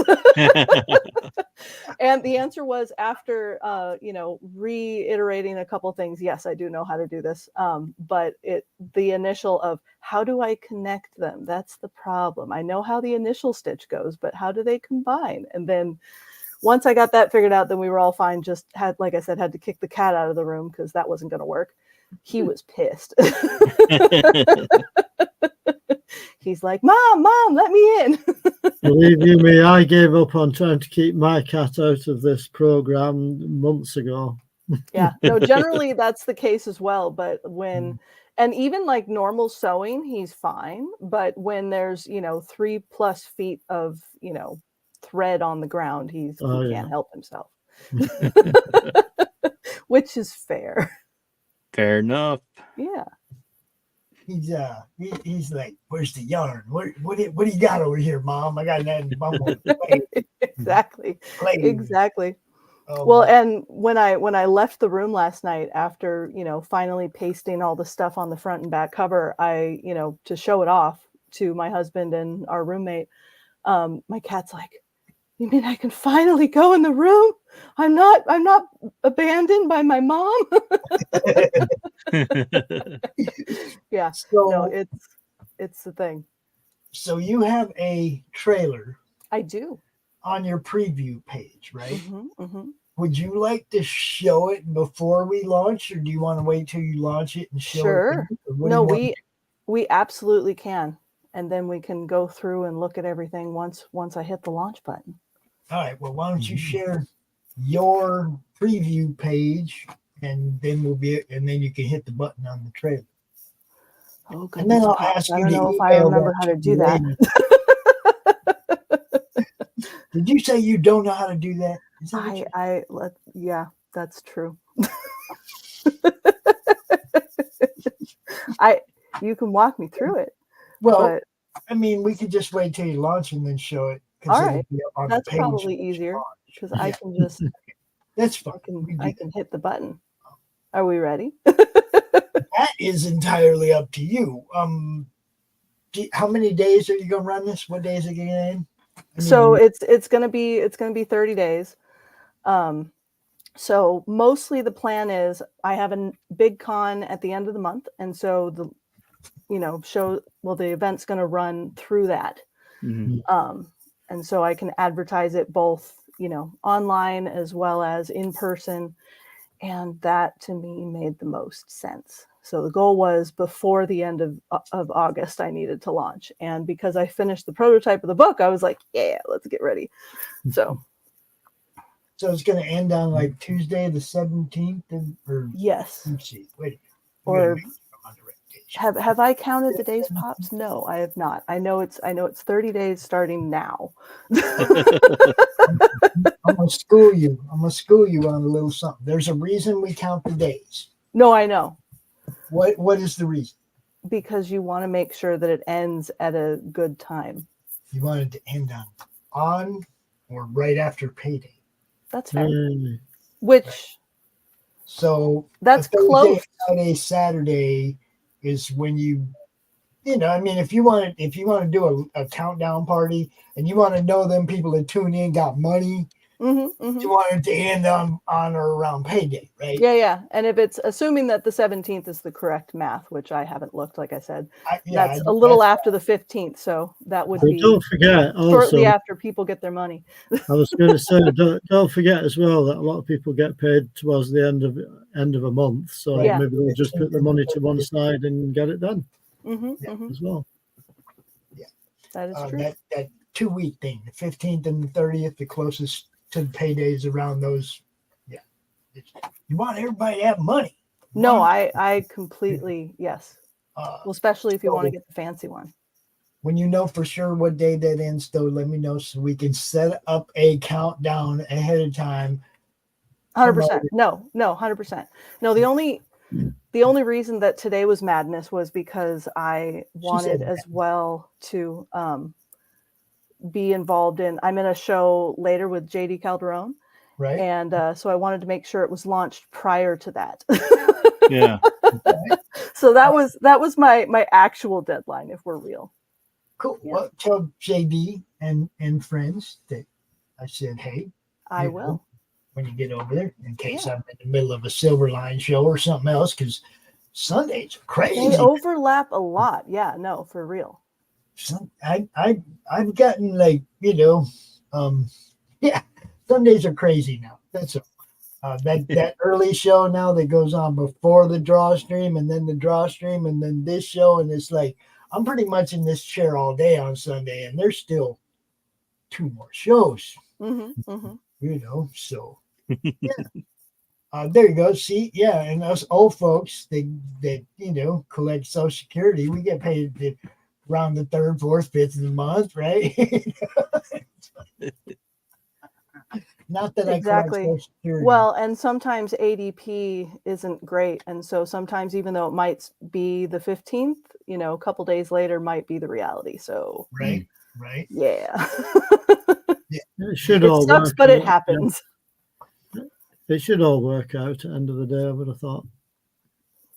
The main thing is if you get people, as long as you're out promoting it enough, you're gonna catch everybody who's interested during a time when they have money over the next month. For sure. If you're not promoting, you may not. You know what's up. Yes.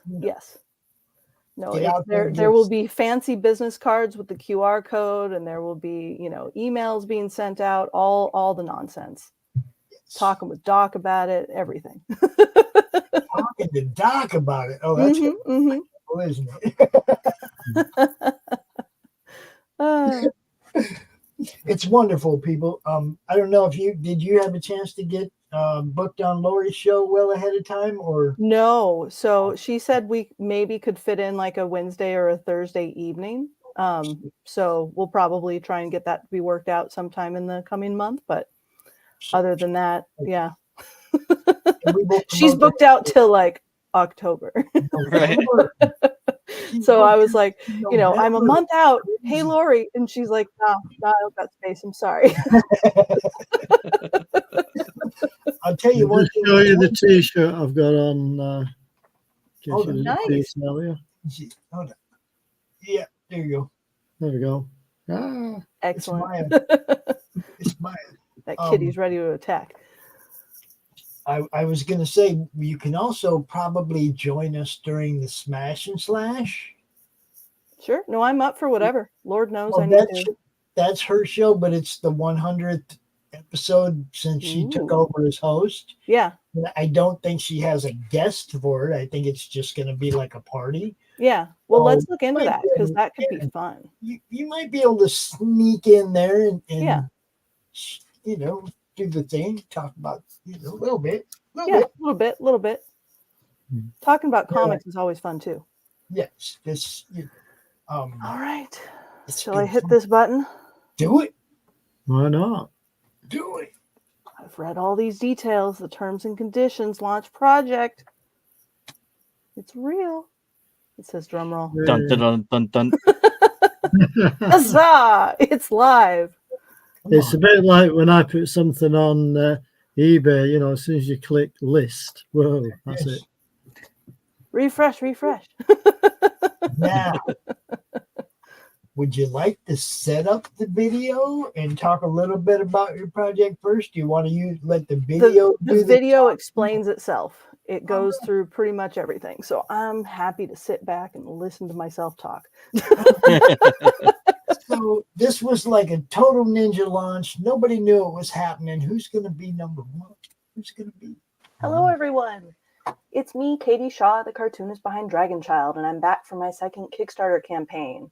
I would like to welcome you all to the Kickstarter for DragonChild issue number 9. Thank you for checking out my indie comic project. For those of you who are back from the first Kickstarter, thank you for your continued support. And if you're new to DragonChild, I am so glad that you're here. DragonChild is a modern-day fantasy comic where mythical creatures are real, and the dragons have picked one human to represent all of those creatures to humanity. That unsuspecting human girl is Ryu Kodomo, our main character. So far, she has learned that elves and dragons are real, want her help, and in our last issue had her first training session as the DragonChild. Issue 9 picks up with our main group of characters enjoying a swim in the river after that training. And that's not all. On the other side of the world, we catch up with a griffin who we've not seen since the end of issue 5. His name is Sandrake, and through him we meet the main villain of DragonChild, Kai. This issue will have 24 pages of black and white comic, all of which are ready to be inked and toned and then sent off to the printer. The cover is complete, and I think that it and all of the drawn pages look awesome. Reward-wise, there are many options past issue number 9, including the ability to adopt some of my handmade dragons. Yep, back for round 2 are my own dragon characters that I hand make myself into large plush toys and hand puppets. And new to this campaign, I decided to spice up the rewards with a limited hand-bound edition of all 9 issues sewn together and topped off with gold foil cutouts. There will be only 10 of these books available, and if you pick up one of those, you can even choose the cloth cover color. I hope you're all as excited as I am to get your own copy to read. And thank you all again for stopping by to support my comic book Kickstarter for issue number 9. Most excellent. Yay! There we go. Get this back where it's supposed to be. Hold on. Where am I? That thing? Yeah, that thing. Okay. Let's go. Let's take a look, see what we have. Similar to before, but a little bit different. That's what I was telling you guys about the dragon tree. Yeah, so I have a friend of the family who's a carpenter, and so the book stand as well as the dragon stand are both made by him. And it's one of those where, as you know, I think all of us that vend at these shows have realized going vertical is helpful. And once I had more than one dragon on the table, it became a bit awkward without it. And so I was like, I need something to put both the big dragons on as well as eventually puppets. And so it's kind of, been fantastic and honestly amazing that it turned out so well. We might do some, adjustments to try and just work with different, because it's attached to the table leg. So if the leg is on the far side, it's like, are we encroaching on our neighbors? But otherwise, yeah, I try and get to about 20 shows a year, in person at cons, and it's always just how many new people can you get in front of? I mean, that's the name of the game, but it's, keep it bright, keep it shiny, keep stuff new happening. And for me, it's always the struggle of, balancing the comic and the plush making, because I do both. But it's a joy. It's fun. I wouldn't do it if it wasn't. And I mean, we've watched her make the plushies. We've watched her do pages.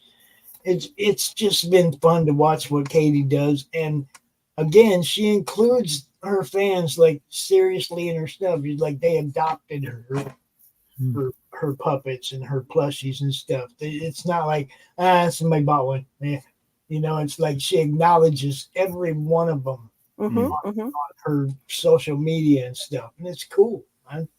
I see it all the time. She's like, "Oh, somebody else got another dragon." Yeah, ironically, I think the only one that I haven't officially, because at the time I didn't, think to do it, was the very first one. The very first, big green dragon plush. That Ember went at back in, I think, 2014 maybe. And when that dragon sold, I was like, oh gosh, that's a lot of fun. Let's keep doing that. And so like Pops was saying earlier, whenever, I sell one, a new one gets made. And so it's always, for me as the one who designs and makes them, I judge them very critically on, is the face cute or is this one ugly? And, you never know what the people are going to be, thinking about it. And if they agree with me, it would, honestly, when like I've had times where I've had two of each. And so I have my own opinions as to which one's better. And ironically, more often than not, the one that I think is hideous sells first. I'm like, why is this happening? But, you never know. So you got to be out there. You got to be at as many places as you can, see as many people, talk to as many people, acknowledge them. And, people will stop. People will take a gander. And if they like it, they'll buy one. So even if it's just a comic, which let's be real, I'm even to this day, like just selling issue 1s makes me happy. Yeah. Right. Because it's like, hey, this is something I've been writing since I was in high school. And some of these characters I've had before that. And so the fact that, people are willing to support that is fantastic. So I'm trying to find something. I have all these files of art, and it's always impossible to find what I want to find. But keep talking. Yeah. What is the recommended age? So it's all readers? ages. The comic that I grew up with and loved was Jeff Smith's Bone. And Okay. so I would put it in the same category as that. I mean, my youngest independent reader started at 7. The main characters in high school, but there's nothing in it that, makes it inappropriate for anybody. It's more just a matter of, if the kid's too young to read, is the parent willing to read it to them type situation. Yeah. But, comics are great at just being a way for people to, get better at reading so that they can, enjoy the pretty pictures. Right. So. Right. But yeah, I'd say if they can read DragonChild. But most, I would say, people that tend to buy it are between like maybe 10 and like 35. But I've, had people that are my grandparents' age read it and love it. It just totally depends. And I've had people like, I started making coloring pages because I'd have people come up to the table and say, well, this is a little too advanced for my 3-year-old, which fair. And so having something that they could still get involved with the characters and enjoy it. And then, come a few years later, then at that point, once they're already invested in the imagery, then they can start checking out the comic too. Nice. Yeah. Yeah. I just asked because I have I have a 7 and a 9-year-old. So Nice. Yeah. No, I have everything through issue 7, which shortly I'll be adding issue 8 to not Kickstarter, to Webtoon and Tapas, so that you can read it there. It's a little bit lower definition, just due to the nature that I put each page at once because mine doesn't really work with the web format very well. But at least, you can try it out, see if you like it. And if they do, yeah, give it a shot. Nice. So I know somewhere in my stupid computer, I have a drawing that you did of prom, but I can't find it. And it's making me mad. I might have a scan of it. I can't find it. It's driving me crazy. I just look like through all these different files, and it's like, where is my Katie prom? Yeah, let me see if so I have two computers. One that's lives in 2012 because it has Photoshop, well, the whole creative suite from CS6. Right. And I use Don't Mac. want to update that. So, yeah, don't really want to do that because it granted it's a, decade plus year old laptop at this point, but it still works great. It's got space, and I very much keep it alive to be my workhorse machine. And then everything that's online facing, I use my new laptop. Yeah. Just for, security reasons. But let me see if I have. Now, plus, didn't they change the whole Photoshop suite and now Yes. it's all Yeah. cloud-based? So it's all cloud-based. You have to pay every month. I Right. pay, like what, $2,000 for, the entire Adobe Creative Suite back in 2010 or whatever it was. Right. And heck no, am I going to pay them monthly? That's a exactly. everybody's It's insane. Time. Yeah. Exactly. So yeah. I'm not a fan of the raping of the customer. Look, it's just like when EQ came out way back in the day, right? We'd buy the disc, and then we'd buy the expansion for $60, and the next expansion for $60. Pretty soon you got about $350, $360 in this damn game, and they want to start charging you $15 a month to play. Yeah, no, exactly. And it's like, well, and for all intents and purposes, because I only use it as a drawing program, I don't edit photos in Photoshop. Heck with that. Right. So it there's just, I don't care about the new features that are coming out. I just want to be able to ink. Right. So, but I think that's why so many people are switching over to Clip Studio, because, it's not a subscription service, or at least I think there's options to either be one or the other. And that, I guarantee you Photoshop is, well, Adobe as a company is losing out on people, using their product because people don't want to have to pay for subscriptions. And I do not blame them, and am one of those people. Now, I did want to explain to people a little bit of why it says you've only created 2. Yes. So number 9. Okay. Yeah. I mean, it is because of you, Pops, that I had the gumption, let alone the courage, to launch, the number 8 Kickstarter as my first Kickstarter. So everything prior to that, so 1 through 7, were all self-funded. And, I, as I'm sure many of us do, felt just a little bit weird about, asking for help, regardless of whether or not it made sense. Right. And, seeing so many people, successfully doing that and utilizing your and other networks to, get it out there. I'm like, well, I, feel stupid not taking advantage of all of this. So let's give it a shot. First one was successful, met everything except for the furthest stretch goal, which I frankly, secretly gave to everybody anyway. So the last one was, and I want to say we were like $80 away from reaching it too. So I was just like, whatever, who cares? Yeah, it was close. So everybody got a, custom copy that had all of the names of the backers in the back and had a hollow cover with a logo.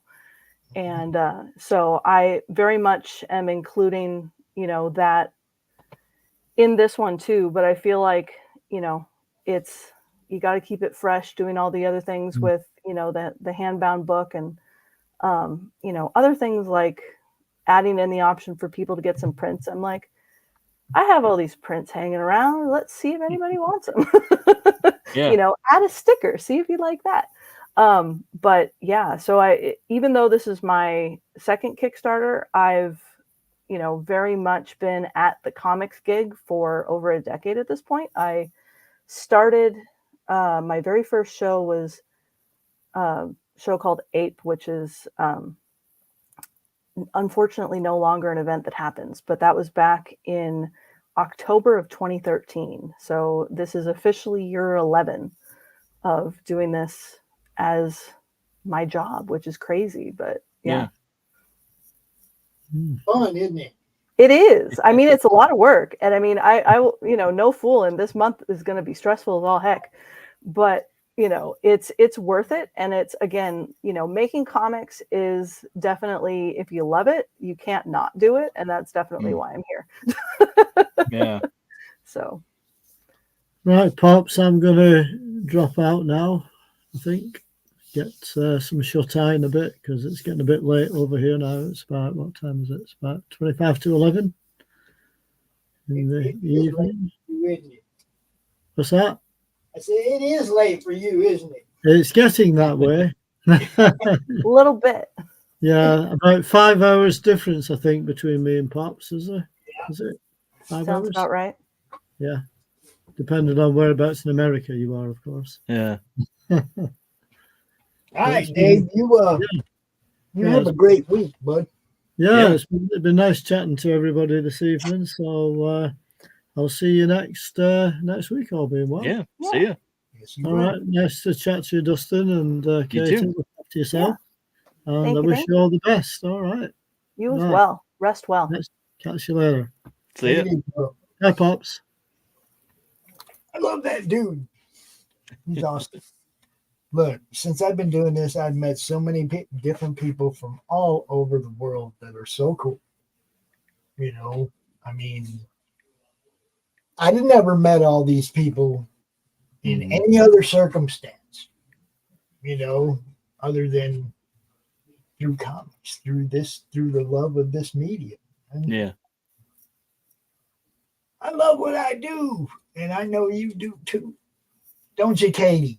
I do. No, it's a heck of a lot of work, but it's fun. I enjoy. I mean, when I was a kid, it was always that question of, you know, what are you going to do when you grow up? And I knew that I loved to draw. I knew that I loved to tell stories. I knew I loved stuffed animals and animals in general. And I, you know, before discovering comics as a thing, again, Bone was mainly, you know, the first I guess, newspaper, you know, Sunday's paper comics that I was really reading. Because I didn't we didn't have any comic stores anywhere near us at the time. I was born in Watsonville, which is in the Santa Cruz Mountains area in California. And then we moved to Green Bay, Wisconsin when I was 6, and neither place had a comic store anywhere near them. And like, I think in Green Bay, the nearest shop at the time was like an hour and a half, maybe 2 hours away in Appleton. And you know, it just, and we went there once I discovered Bone. It was like, I need more of this comic, Mom. We're going to go find it. And so it's just, you know, once I discovered that, though, it was like, oh, I can combine all of these things that I love and enjoy and, you know, make that. But then it's like, okay, how do I make that into a job? And the answer is just do it. And with things like Kickstarter and, you know, coming on shows like this and going to cons and stuff. I mean, cons have been around a heck of a lot longer than any of the online stuff, of course, but it's, you know, certainly more are available to go to now. And so it's, you know, while there's more of us sort of polluting the same echo chamber, it's certainly, you know, just as exciting. And, you know, you got to work your butt off and get people to find it. That's the problem. and see, that was the thing I noticed the most about this when I first started doing this, is I had a bunch of friends that were making cool ass comics, and they would go to work, their regular 9 to 5, whatever. They'd come home, they'd art or write for a little while, and they wouldn't have any time to go out and tell people about how cool what they were doing was and how you're going to be able to get it or any of that. Promotion was scarce. Yeah, no, let alone actually finishing anything. Because I remember when I was working at Apple for 7 years prior to, you know, doing this, and I think I maybe at the time I had most of issues 1 and 2 done. I was working on issue 3, and I maybe got, like, in those 7 years, half of that comic drawn. because I'd come home and be exhausted.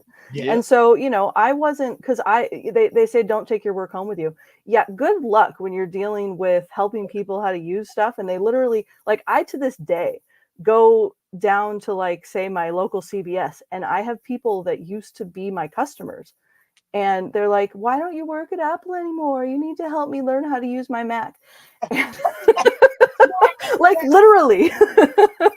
You can't get away with it. It's like, or away from it rather. And so, you know, it very much was, I went from one bubble to the next. But the first still follows me like little, you know, little trail. Well, I mean, I don't know that many people that have done 7 issues of their comic without crowdfunding and the like. Yeah, without, you know what I mean? It's like, so well, I was impressed with you in the first place when I met you. I was like, you got how many books? Yeah. How come we don't know about you? Where you been hiding? What did you do? At cons in California. Yeah, no, it's, I mean, part of it is, you know, I'm my own artist and, you know, author. So I don't really need other than just, you know, getting the word out there. I do it all myself. So, and I make my own dragons. So it's, that doesn't help me in the aspect of getting my name out there, because I'm not, you know, building a group of people that everybody can talk about it. You know, it's, you know, like, I feel like writers that work with artists, it's easier to get your name out simply because of you're at least a tag team. But, you know, I'm so busy just getting all of it done that, you know, I'm like, okay, now I need to, you know, put all my social media content out. Have I signed up for all the cons? You know, am I up to date? And then it's like, okay, wait, did I drink water? Did I eat food? See, that's how I got wound up in this, was I just realized how many people that didn't have the time to promote what they were doing. And I didn't start out like this with a network. Okay. You know, we were doing, everybody was sort of hanging out there doing nothing, lockdowns happening, and you're like, hey, I need to get the word out about these people. They're awesome. And I'm like, hey, look at this Pops guy. He's getting all this stuff out, talking about really cool things. And, you know, we need to get out and, you know, try and do some of this stuff too. Right. There were so many of my friends that just didn't have the time. Yeah. To promote. It was like, well, shit, send me a trailer, help me out here, show up for my show every month, the CromCon, man, we'll get you seen, you know, we'll get you out here and get you seen.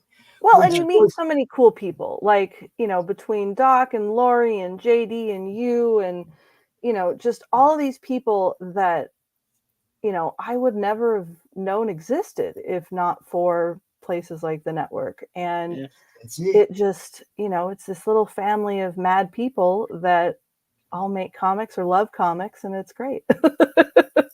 I'd like to consider it a co-opetition. Yeah. Yeah. You know, where everybody's really trying to help each other get seen, because that's how you grow. That's how your fan base grows. Okay. Now some of your people might come out here and they'll be like, who's this Dustin dude? Well, this Dustin dude has 2 shows on the network too, ADH Theater and It's Freaking Figures, which is about action figures and toys and stuff. The network has really grown outside of just promoting comics. Oh, yeah. No, and playing games on Friday nights and all sorts of fun things. Yeah, and that's what makes it great when you guys come back. Like, this was crazy. Pops, can I launch today? I'm like, poke. Remember how I was saying that things were almost ready? Well, now they are. I usually like to have a few days to work with, so that there's a little thumbnail up on YouTube that's launch party, and you know, it's like it's got your title on it. Everybody knows that it's coming up. But we had to change the title to this show on YouTube during the show, so it reflects the fact that there's a ninja launch going on right now, right? You see what I'm saying? I'm going to put this up as the featured show for a few days, so you know, people know that your campaign launched. Thank you. As usual, you know what to do over in the Madness group. Absolutely. Okay. Get all the word out and everything, all the fancy pictures. You drop the link there every day, and I will share it out to all my stuff too. You know how it works. Absolutely.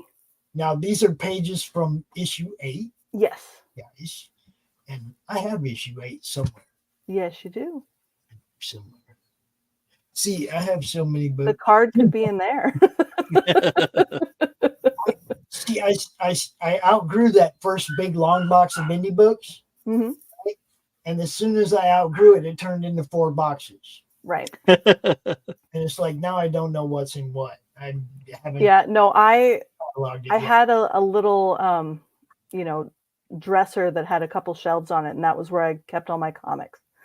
And I see a short box behind you now. Yeah, no, that's filled with all sorts of things. That's everything. This is my workroom. So this is all just, getting ready for shows, working on sewing, working on, drawing, inking, all of it. So nothing that was made by anybody else is in here, I don't think. But yeah, all in my bedroom, I have just all of the various other comics that I've gotten over the years, both, by supporting Kickstarters or going to shops, whatever it may be. And I outgrew that once I started doing these because I was like, oh, look, it's a cool show. Let's try out this comic. And it happens. Yeah. It's like I enjoy the media or something. I did notice that you backed a few. I'm like, ooh, that sounds fun. Let's give it a try. And that's how it happens. And I mean, I encourage people, like in your case, you jumped out here at book 8, and I was like, you got to make sure that people can know where they can get your previous issues or whatever, because there's going to be people that are going to want to catch up from number 1. Oh yeah. Well, and I'm, like I said, I'm still to this day surprised by how many times it's, hey, let's try out issue 1. Let's see if we like it. And, or let's buy everything because it looks cool. And I have multiple kids and, they can each share a couple issues. And I'm like, that's only going to work so well until they all want to read the exact same book at the same time. I'm the oldest of 3 girls. I know how this works. Yeah. We all have to have our own separate version of the same exact thing. I've been arguing with my grandson. He got a book. We got a book from Jesse Sosa, the Teen Strike book, right? Yeah. And I give it to my grandson to read. And I'm like, I want you to read this, but I want to read it when you're done. Right? Yeah. 2 weeks ago, he's like, I'm not done yet. Boy, it's a comic book. I give it to me. I'll read it in 20 minutes and give it back to you. Yeah, no, it's called being distracted, Pops. No, video games. I would pass off books to my sisters, and years later I would get them back, and they're like, "Oh, I just finished it," and it's like, "How long have you had that book?" You mean you started it's pretty much if I give them something, I assume that it's going to stay there. Yeah.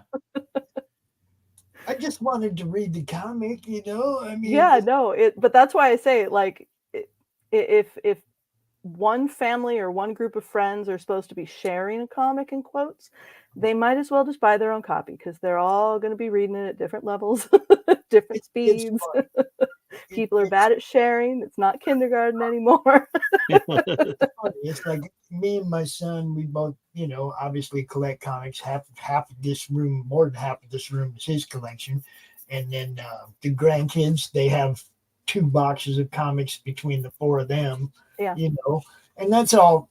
Look, that's pretty good considering a lot of that is indie and it's, kid friendly. Mm. I love that. Don't I, Katie? You do.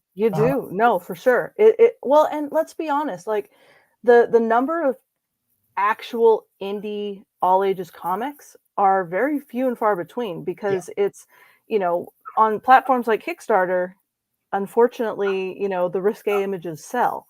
And so, it takes a little bit more effort to get all ages comics off the ground, but that's not going to stop me. I'm still here. Yeah. So this one, for the people who are up to date with this number 9 picks up right where number 8 left off. Mm-hmm. Okay. So I'm gonna let you lead into Yeah. what's coming here. So give it Yeah, to yeah, yeah. So it's, you know, same basic scene, which was similar to how I went from 7 to 8, where, you know, you take this image here, and then if you scroll down a bit, it'll show you the. Keep going, Pops. Look at him. I know he's fun. We'll get to him in a second. So this is the drawing of the first page. So it's the same scene, just obviously blown up. Right. And so, you know, I like to do my first pages as, you know, a basic scene, and then have a couple panels. Works well. It's fun to do. But yeah, so it's, I like my detailed line art. It's my problem. But it's pretty. And there's a heck of a lot of water. So, you know, that's always, it's like the opening of Shrek. You take fire, water, and mud, the things that are the most difficult to draw and animate, and you just throw it at the audience and say, look, I did it. You happy? So, but yeah, the Griffin character, he showed up at the end of issue 5, and, you know, literally was there for 2 pages. And as I'm sure it is with many of us, you know, creators, I knew what he was doing the whole time, but it didn't make sense in the story to show him again until now. And so he ends up, you know, flying back from where they are over to Australia. And so I had a bunch of fun coming up with a bunch of Australian cryptids and things, you know, doing research on them. And I get to finally introduce my villain, which if you go back there, that little creature sitting on the rock is a tiny little white dragon, and her name's Kai. She is small, but very small. Very small. She could be taken out by many normal predators. Everybody's like, she's dead, right? And it's like, no, she's here, and she's here to ruin your day. But yeah. So cover's done. Interior needs to be inked, but that's pretty much what I'm going to be, you know, other than promoting everything, that's what I'm going to be doing all month, is just getting that done, getting that ready. Usually takes, you know, about a day to ink a page, and then for toning, which since it's a black and white comic, the toning for the whole issue usually takes about a week. So, you know, it should be out, like, you know, at most like a couple weeks, like ready to send to the printers a couple weeks after this campaign is done. So it's very much, it is ready to, you know, and has been boiling and getting ready to be in this state for a while. And the thing that was keeping me from being able to do that was A, the creation of the video, and B, actually getting my prototype of the, you know, handbound deal done. So right. Yeah. You got an early bird, $10. I do. So those are going to be available until the 21st. So you got a couple days to do that. So there's both the early bird of just the new issue, as well as the catch-up tier for all 9 issues. Okay, and then you have the regular issue. Once the early bird runs out, it goes up $2, a whole $2. I know, right? But you can save that $2 by getting it now. Absolutely. You got 2 days to do that. And you can get it with the stickers or sticker that comes with it. Yeah, so there's 4 little stickers there, and basically you get to pick one. Okay.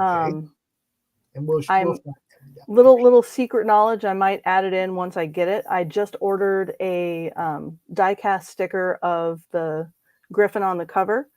And as soon as I get those in, I will be adding that as an option for you to pick. And it is like a 5-inch tall sticker. So it's going to be nice and big. But that'll be added as soon as I have it to test. Yay, there's Amber. See? Nice. Thank you, Pops. We love the stickers too, right? I got a place. If they don't end up over there on the filing cabinets, I got a coffee cup just waiting for me. You know, it's just the way it is, people. And be on top of this stuff. Be ready to have a use for it. The issue and the print. So like I said, I have, a bunch of these prints that are mostly of the cover art. There's a couple that aren't. And I figured that made sense to add as a choice. So there's 8 different ones that I'm going to give you a choice of picking between. And, that one there's probably the most fun. But what are the dimensions? So they're 11 by 17. Okay. Mm-hmm. Nice. Then the PDF catch up of all 9. Well, catch up of 8 plus number 9. All the issues of DragonChild, so you can be completely up to date. Well, and this is the PDF. So, if you don't want to pay for shipping and you just want to read everything, this is your good choice. Nice. And another one of the things that we talked about. Yes. If you run a campaign, look, put a retail tier up there. Tell the store owners locally that that they can get, them. But you never know when somebody out here is going to go, hey, man, and tell their store owner. And we have some store owners that actually are part of the network. And you never know. And I'm like, I'm going to give me some of those. So, always put a retail tier up. We always highlight them. We always tell our store owner friends like Virgil and Johnny Reed, we let them know, hey, yo, check these out. So there you go. Well, and again, it's one of those, even if I don't get any biters, you never know when you will. And so same concept as social media. You want to be on all the things because somebody might only use one of them and you don't know which one that's going to be. Yeah. And some people are like, man, I ain't wasting time making tier for that. It's like, wait a minute. It took you 5 minutes to make that tier. And if just one person, that's $10 on the shelf in the store. No, absolutely. Take the 5 minutes to make the tier. It just makes sense. And like I said, we do have friends in the network and in the Madness Facebook group that own stores. They're paying attention. I got store owner friends that go to the cons, the local cons that we go to. Buy Me Toys, Fanfare. What's that? There's a bunch of, that go to the local cons. And it's nice to be able to tell them, check this out, check that out. Well, especially since, I'm West Coast. So most of the people I would say are either, East Coast or, Midwest. And so as far as people that watch this network. And so as a result of that, you're not going to be able to really get DragonChild unless you happen to, go out to one of the bigger shows on the West Coast, or, happen by one of my local shops. And so this, for that is a great opportunity, especially if, you want to be trying out new stuff. Yeah. So this little tier, so I got 2 that are, new, just different ways of catching up on the comics. So this one's got my mini volumes, which each have 3 issues in it. So it's the equivalent of, all the issues again, just if you want to have some, paperbacks as opposed to all individual issues. And then the next one after that is the 1 volume. So that's this guy here. Get back on that screen. Where are you? Yeah. Great. So it's, and that's 1 through first 6 issues, or 1 through 6. 1 through 6. Nice. There you go. You can get the trades, you can get the floppies, you can get the PDFs, you can get it. Well, and again, you never know what people prefer. So you want to just make it as available and as, many different choices for people as they can. That way, somebody goes, well, if they had that, maybe I would have done something. But, since I missed that as a choice, then, maybe try next time. And, of course, all 3 of those books. So the mini volume 1 and 2, and then the full, volume, those are all add-ons as well. So if you want, again, if you're buying for multiple kids, you can get multiple copies of, any of those and go from there. That way people aren't fighting over books. Whole set right there, floppy style.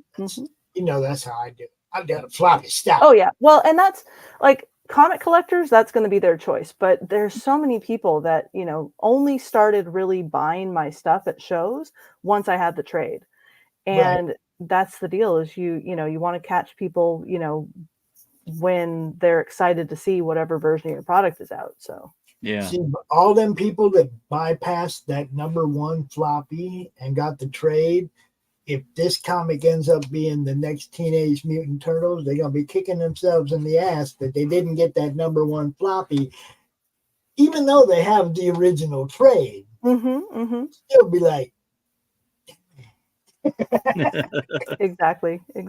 Yeah. So here's that early bird for all 9 issues. There you go. Get them floppies. Save you $2. Yeah, dude.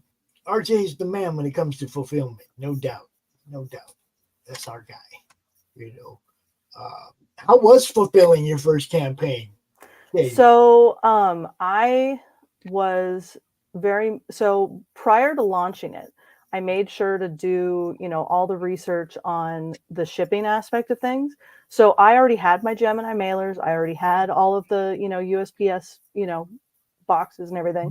And so beyond just having fun drawing all the little sketches for everybody, it went pretty much exactly as planned, which was amazing. I mean, I was still stressed, don't get me wrong, but with the exception of one that I hand delivered at the first con of the next year, everything was out before Christmas. And I was, so pleased that was the case. Cause there's how long is it going to take to, get to you from the printer? And that was the big headache for that whole year was, just finding a new printer. Cause my previous printer that's local to me, decided they didn't want to print issues anymore. So I had to find a whole new printer. And, this is prime pandemic time of paper is as, expensive as you would love it to be. And so finding something that was less than, realistically, like most of the people that I was talking to, it was like $5 a freaking print. And that's, for a unit cost, that's not, I mean, I'm selling it for that much at a show. So, I was able to find a group in Arizona that was able to print, 100 to 500 copies for, under $2 a print. And so I was like, yes, I will do that and pay for shipping. So that's Hero and Villain. Yes, designs. Yeah. They're friends of mine. I'm just Steven saying. does a great job. They're friends of mine. I love those guys. They're part of the Madness Facebook group. I do. Yeah. Yep. West Coast, I recommend them for sure. Yeah, no, it's especially at that time when just everybody was so darn expensive. So I was actually telling Laura the other day, if you need a new issue printer, give him a shot because he does a good job. But yeah, it's people probably, that aren't in the printing comics business do not realize that printing the volumes are cheaper than printing the darn issues. Yeah. Oh yeah. And so many people, once they have, their set of volumes, it's like, I can just not sell those issues anymore and just not stock them because, it's a lot. And the people that do that, as long as I got a first print of their #1, that's fine. Because then if it does take off and they realize, man, I need to reprint those. Yeah, no, exactly. I'll have a first printing. I don't. Yeah. Exactly. No, it's always whatever your issues that aren't in your trades and issue 1 that you want to make sure you got in stock because give the people you what never they know. Want. It's give the people what they want. If your book takes off, they're going to want your #1s, no matter if it's like the 10th printing, right? No, exactly. Yeah, like it's not going to matter. Like I said, my favorite comic is Bone, and I think it's currently on its 29th printing or something like that. Yeah. For the full 1 volume set, 100 and I think it's 1,300 pages or something crazy.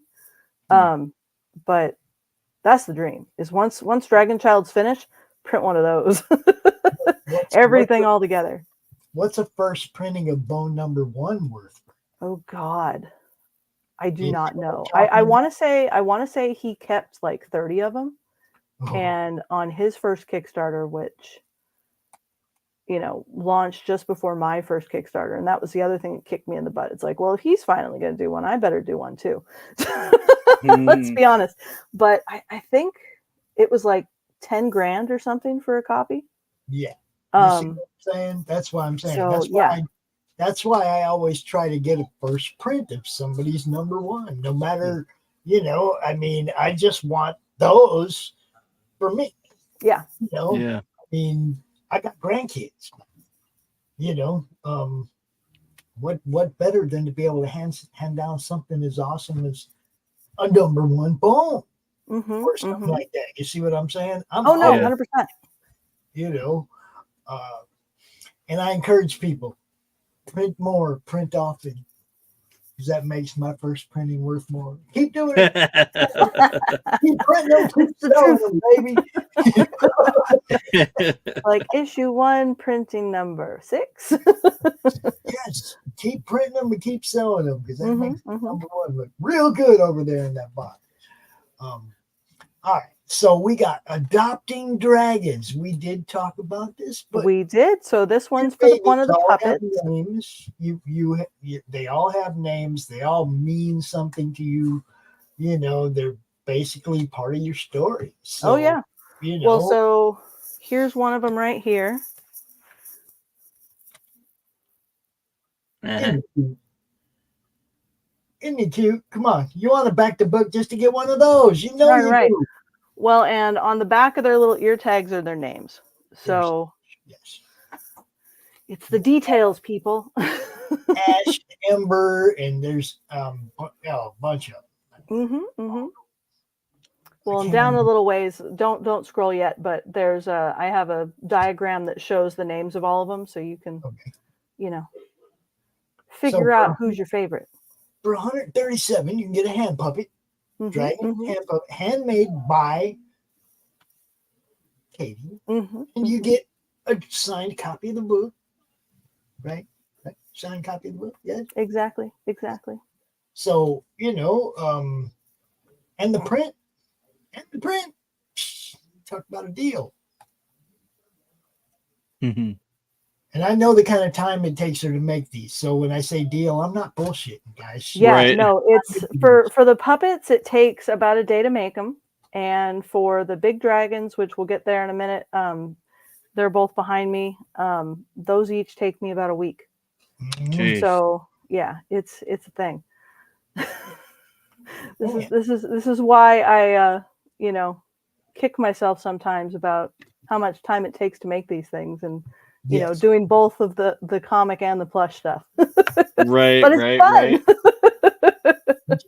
And so here's that hardcover. So it's to give you an idea on the sizing. So here's it's not quite half sized, right, but they're not quite the same, but it's certainly big enough to read. And it's basically just an 8.5 by 11 sheet folded in half, and just all of those various. So if we're seeing the sides here, so that's all those lovely comic pages. And I took the time, so it's pages are sticking together. So it's got all this fun, nice stuff in there as well. And I treated it like a real book. It's 10 sets of 6 pages folded in half, 240 darn pages, but it should be fun. And that one, I mean, it doesn't show up super well on camera. It's a very light green, but I have a bunch of different colors. I can order whatever color you guys want, but basically I'm going to be making 10 of those, and the shiny stuff is all going to be the same, but for the cover color, that can be literally whatever. It can be black, it could be purple, it could be green, it could be blue, it could be whatever you like. Right. My Madness Network Facebook chat just kind of blew up. Laurie, tonight, what the heck? She wants to come, but she can't because she has a kid's birthday party right now. Aww. But she's, giving you love and all that. Maybe she'll pop out in the chat and say hi. Yeah, if she has a second, we'll be here. Yeah, she's like, what's going on?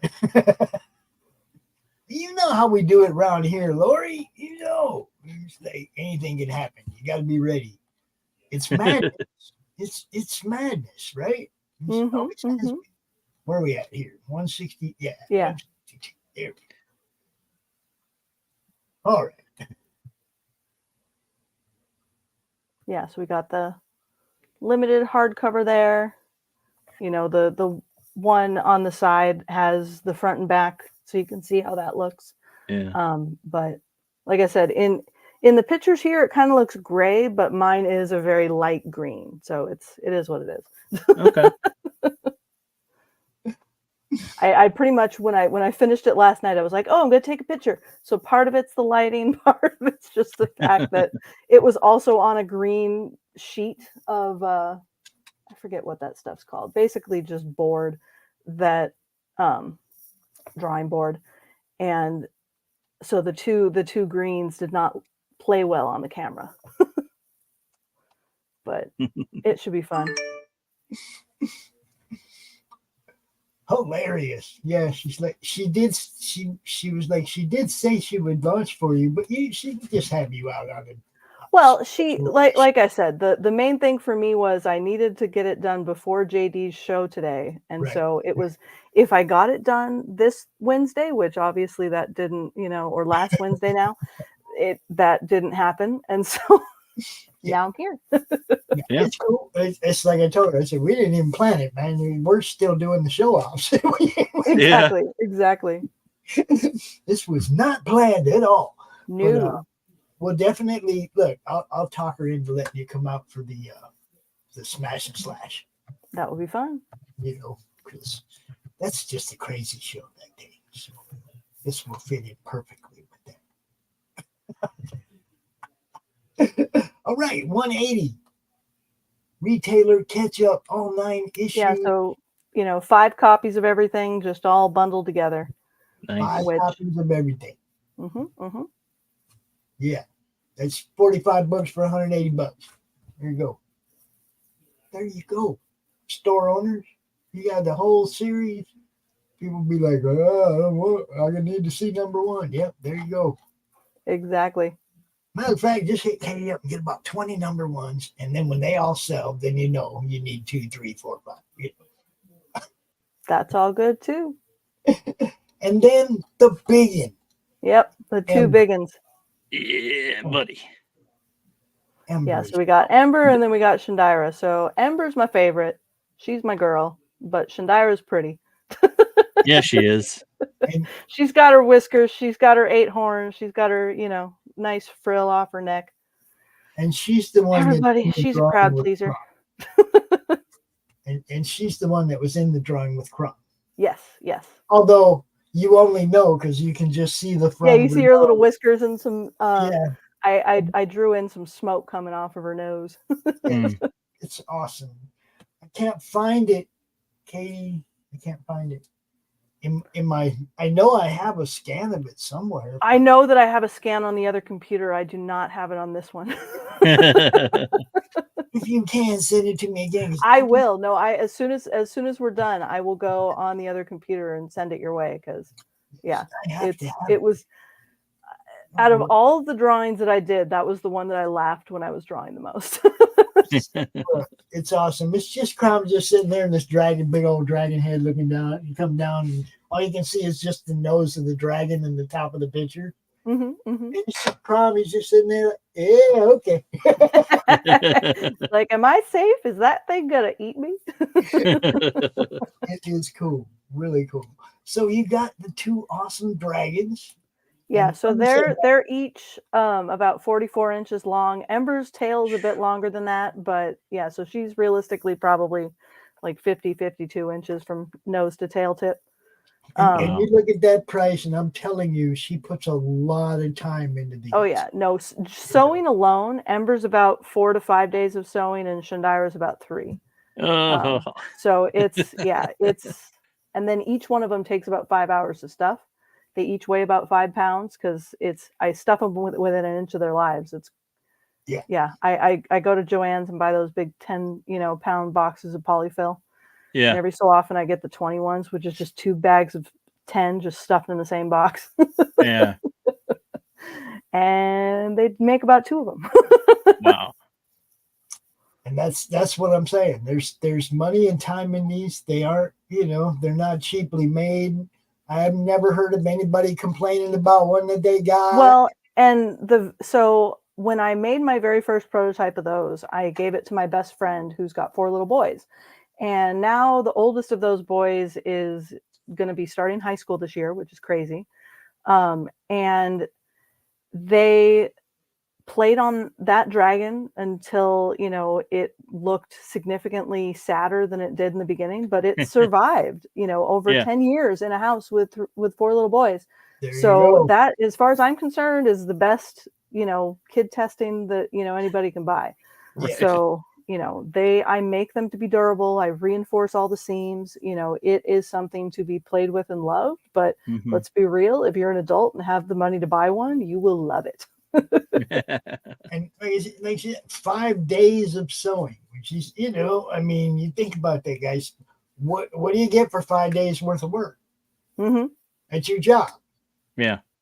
Okay. Yeah, no, they are priced at a price that I think is reasonably to expect somebody to spend, not, per hour of work. But I'm saying, if you were doing all 5 days worth of work at your job for 40 hours, you'd want to get paid well.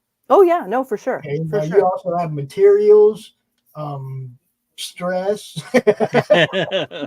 That's true. That's very true. And you don't have a marketing wing of your, you know what I mean? It's like it's all you. So you deserve, what you're asking. You're not asking too much for these at all. No, not at all. Exactly. And then there's stickers. Wonderful. Yeah, so these are all the add-ons here. So you got the stickers there. See the one that Pop's had on his mug. I got the coat of arms. I have the rest of them actually too. I think I haven't stuck them to anything yet. I think I was saving the dragon ones for the kids. The dragon one, but whichever kid deserves it. Fair. You know what I mean? It's like sometimes I'll pull stuff out and I go, I'm gonna give some stuff to the kids today, and then it's like, who deserves stuff? Yeah, have they been good enough to deserve these things? Yes, no, exactly. What else do we got here? Oh, yeah, so the add-ons, right? Yes. We have the 1 through 9, $12 each. So if you just want to start with number 1, $12. Well, or even if, say, you have the trade and you want to get 7, 8, and then right? Yeah. You just want to get those 2 issues plus 9, and that's all you want to have on your campaign. That works. So let people fill in as they desire. Yeah.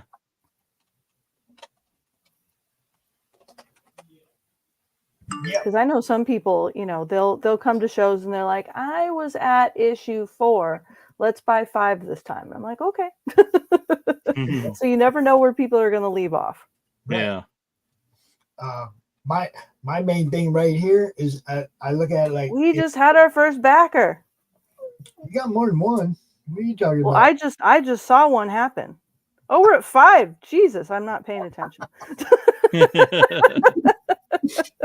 I was just gonna wait till we got to the bottom and go back up, but I just saw. Yeah, I just saw. Somebody. Yeah, number over $100. I'm like, ooh. It's on its way, people. Yep. If you just want to have number 1, go pledge $1. Right on the. If you just want to throw money at it, and then go to the add-ons and get number 1. Exactly. Well, and in the top as well, I have links to both Webtoon and Tapa. So if you want to read it and see if you like it, please. Thank you, Laurie. please feel free to read, all of it there, and then, get whatever amount, like some of the stretch goals, which we'll get to once we get there, are backer, count based. So, even if all you're able to do is just pledge $5, $1 or whatever it is, that's great. I am here for the little pledges. If you want to just do the PDF, that's also excellent. So there will not only be monetary stretch goals, but there will be backer rewards as well for the amount of backers. Well, and for the backer rewards, I made sure that those are something that's both for the physical backers as well as the digital backers. So it's going to be similar to last time around. I did the digital coloring sheets. And so I have a new set that's currently at 14 pages, and basically the difference between the two. So one's at 25. I want to say the other's at 50. The 25 is just, to get everybody the current 14-page set. They're all holiday themed versions of my characters, which they're awesome and hilarious. So look forward to that. But if we want to get the other one up to the same page number as the previous set, which was 25, then I will draw and, ink those extra pages to send out as a bigger coloring set. Oh, so nice. that's going to be what those are. And then all the ones that are, monetary based, those are all things for the physical backers. I mean, we'll get there once we scroll a little bit, of course, but if memory serves, one of them is to do the fancy, holofoil like we did for the just for the backers of last campaign.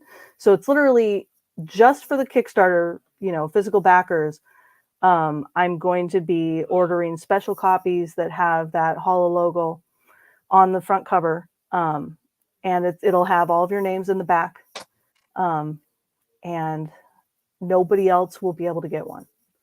So that's super exciting. And then the other is going to be to print the third of the mini volumes. So again, they all have 3 issues in them. So it would be 7, 8, and 9 all in one set. But I'm not going to, and that's the final stretch goal. So the 3,000. So if we don't, I will print that eventually anyway. But, if it doesn't get reached here, then I will, probably be doing another Kickstarter specifically for that volume.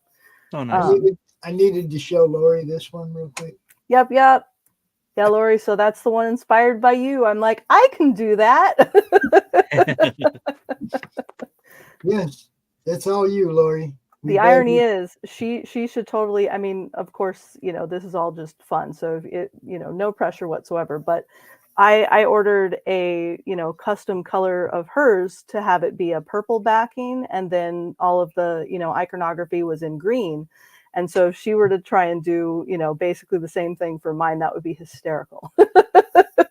She could have the only non-gold one and I'd get, like a foil green or something. But see, there you go. That would be fun. That's how we do this. we do our best to have fun. Katie, it's almost 6:30 and I've been in this chair since about 10 o'clock. Yeah, I haven't eaten lunch yet. So I should do that before 4:30 my time, where I'm going to be back for another show with JD. So yeah. All right. So thank you so much for hollering at me. Yeah. Caught me by surprise, no doubt. But we'll definitely get you out on a show with Laurie, whether it's an evening show or maybe we'll get you on the Slash and Smash, or Smash and Slash, whatever. Let me know and I will be there.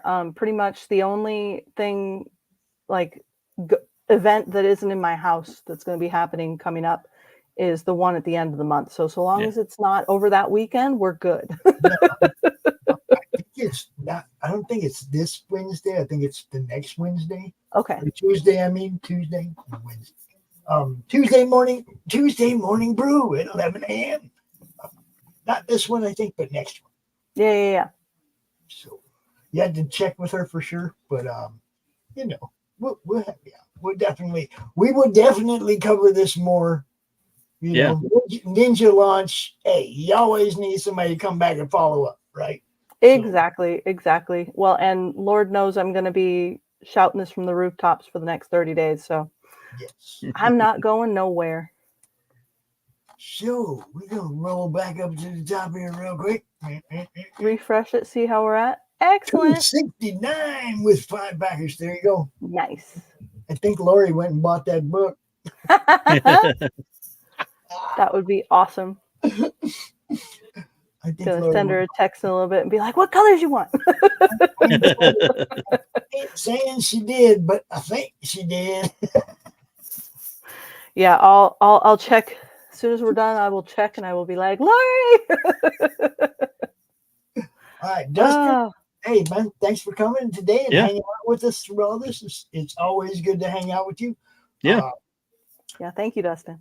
Yeah. Silverline, wish you luck. Thank you.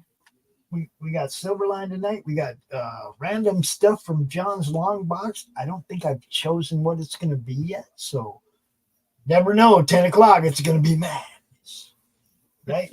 Katie, tell them exactly where they can find you, sweetheart. So DragonChild.net and DragonChild Comics on all the socials except for Twitter, which is just going to be DragonChild KS because it didn't fit the full thing. Linktree/DragonChild has all of it. And like I said, please feel free to go to Webtoons or Tapas and read it and see what you think. Nice. But yeah, Dustin, we appreciate you. Dustin, tell everybody where they can find you, bro. Yeah, you can find us tomorrow on the Madness Network, 8 o'clock, I believe. I think it's still that. Yeah. So yeah, and on Instagram at Geekmen and the Masters of the Universe. All right, I'm going to end the show by playing this trailer one more time, just because I'm the boss. I can do that. Yay! We played all the sponsor stuff and all the other ads throughout the show off. So this is how we're ending the show, people. Thanks for watching. Go back to DragonChild, and I will see you tomorrow. Peace, everybody. See you. Toodles. Where is this thing? Yeah, there it is. Okay. Hello, everyone. It's me, Katie Shaw, the cartoonist behind DragonChild, and I'm back for my second Kickstarter campaign. For DragonChild issue number 9. Thank you for checking out my indie comic project. For those of you who are back from the first Kickstarter, thank you for your continued support. And if you're new to DragonChild, I am so glad that you're here. DragonChild is a modern-day fantasy comic where mythical creatures are real, and the dragons have picked one human to represent all of those creatures to humanity. That unsuspecting human girl is Ryu Kodomo, our main character. So far, she has learned that elves and dragons are real, want her help, and in our last issue had her first training session as the DragonChild. Issue 9 picks up with our main group of characters enjoying a swim in the river after that training. And that's not all. On the other side of the world, we catch up with a griffin who we've not seen since the end of issue 5. His name is Sandrake, and through him we meet the main villain of DragonChild, Kai. This issue will have 24 pages of black and white comic, all of which are ready to be inked and toned and then sent off to the printer. The cover is complete, and I think that it and all of the drawn pages look awesome. Reward-wise, there are many options past issue number 9, including the ability to adopt some of my handmade dragons. Yep, back for round 2 are my own dragon characters that I hand make myself into large plush toys and hand puppets. And new to this campaign, I decided to spice up the rewards with a limited hand-bound edition of all 9 issues sewn together and topped off with gold foil cutouts. There will be only 10 of these books available, and if you pick up one of those, you can even choose the cloth cover color. I hope you're all as excited as I am to get your own copy to read. And thank you all again for stopping by to support my comic book Kickstarter for issue number 9. How do you end this thing? How do you put the where's the brakes on this bus? I forgot. Jazz hands. Jazz hands. Have a good night.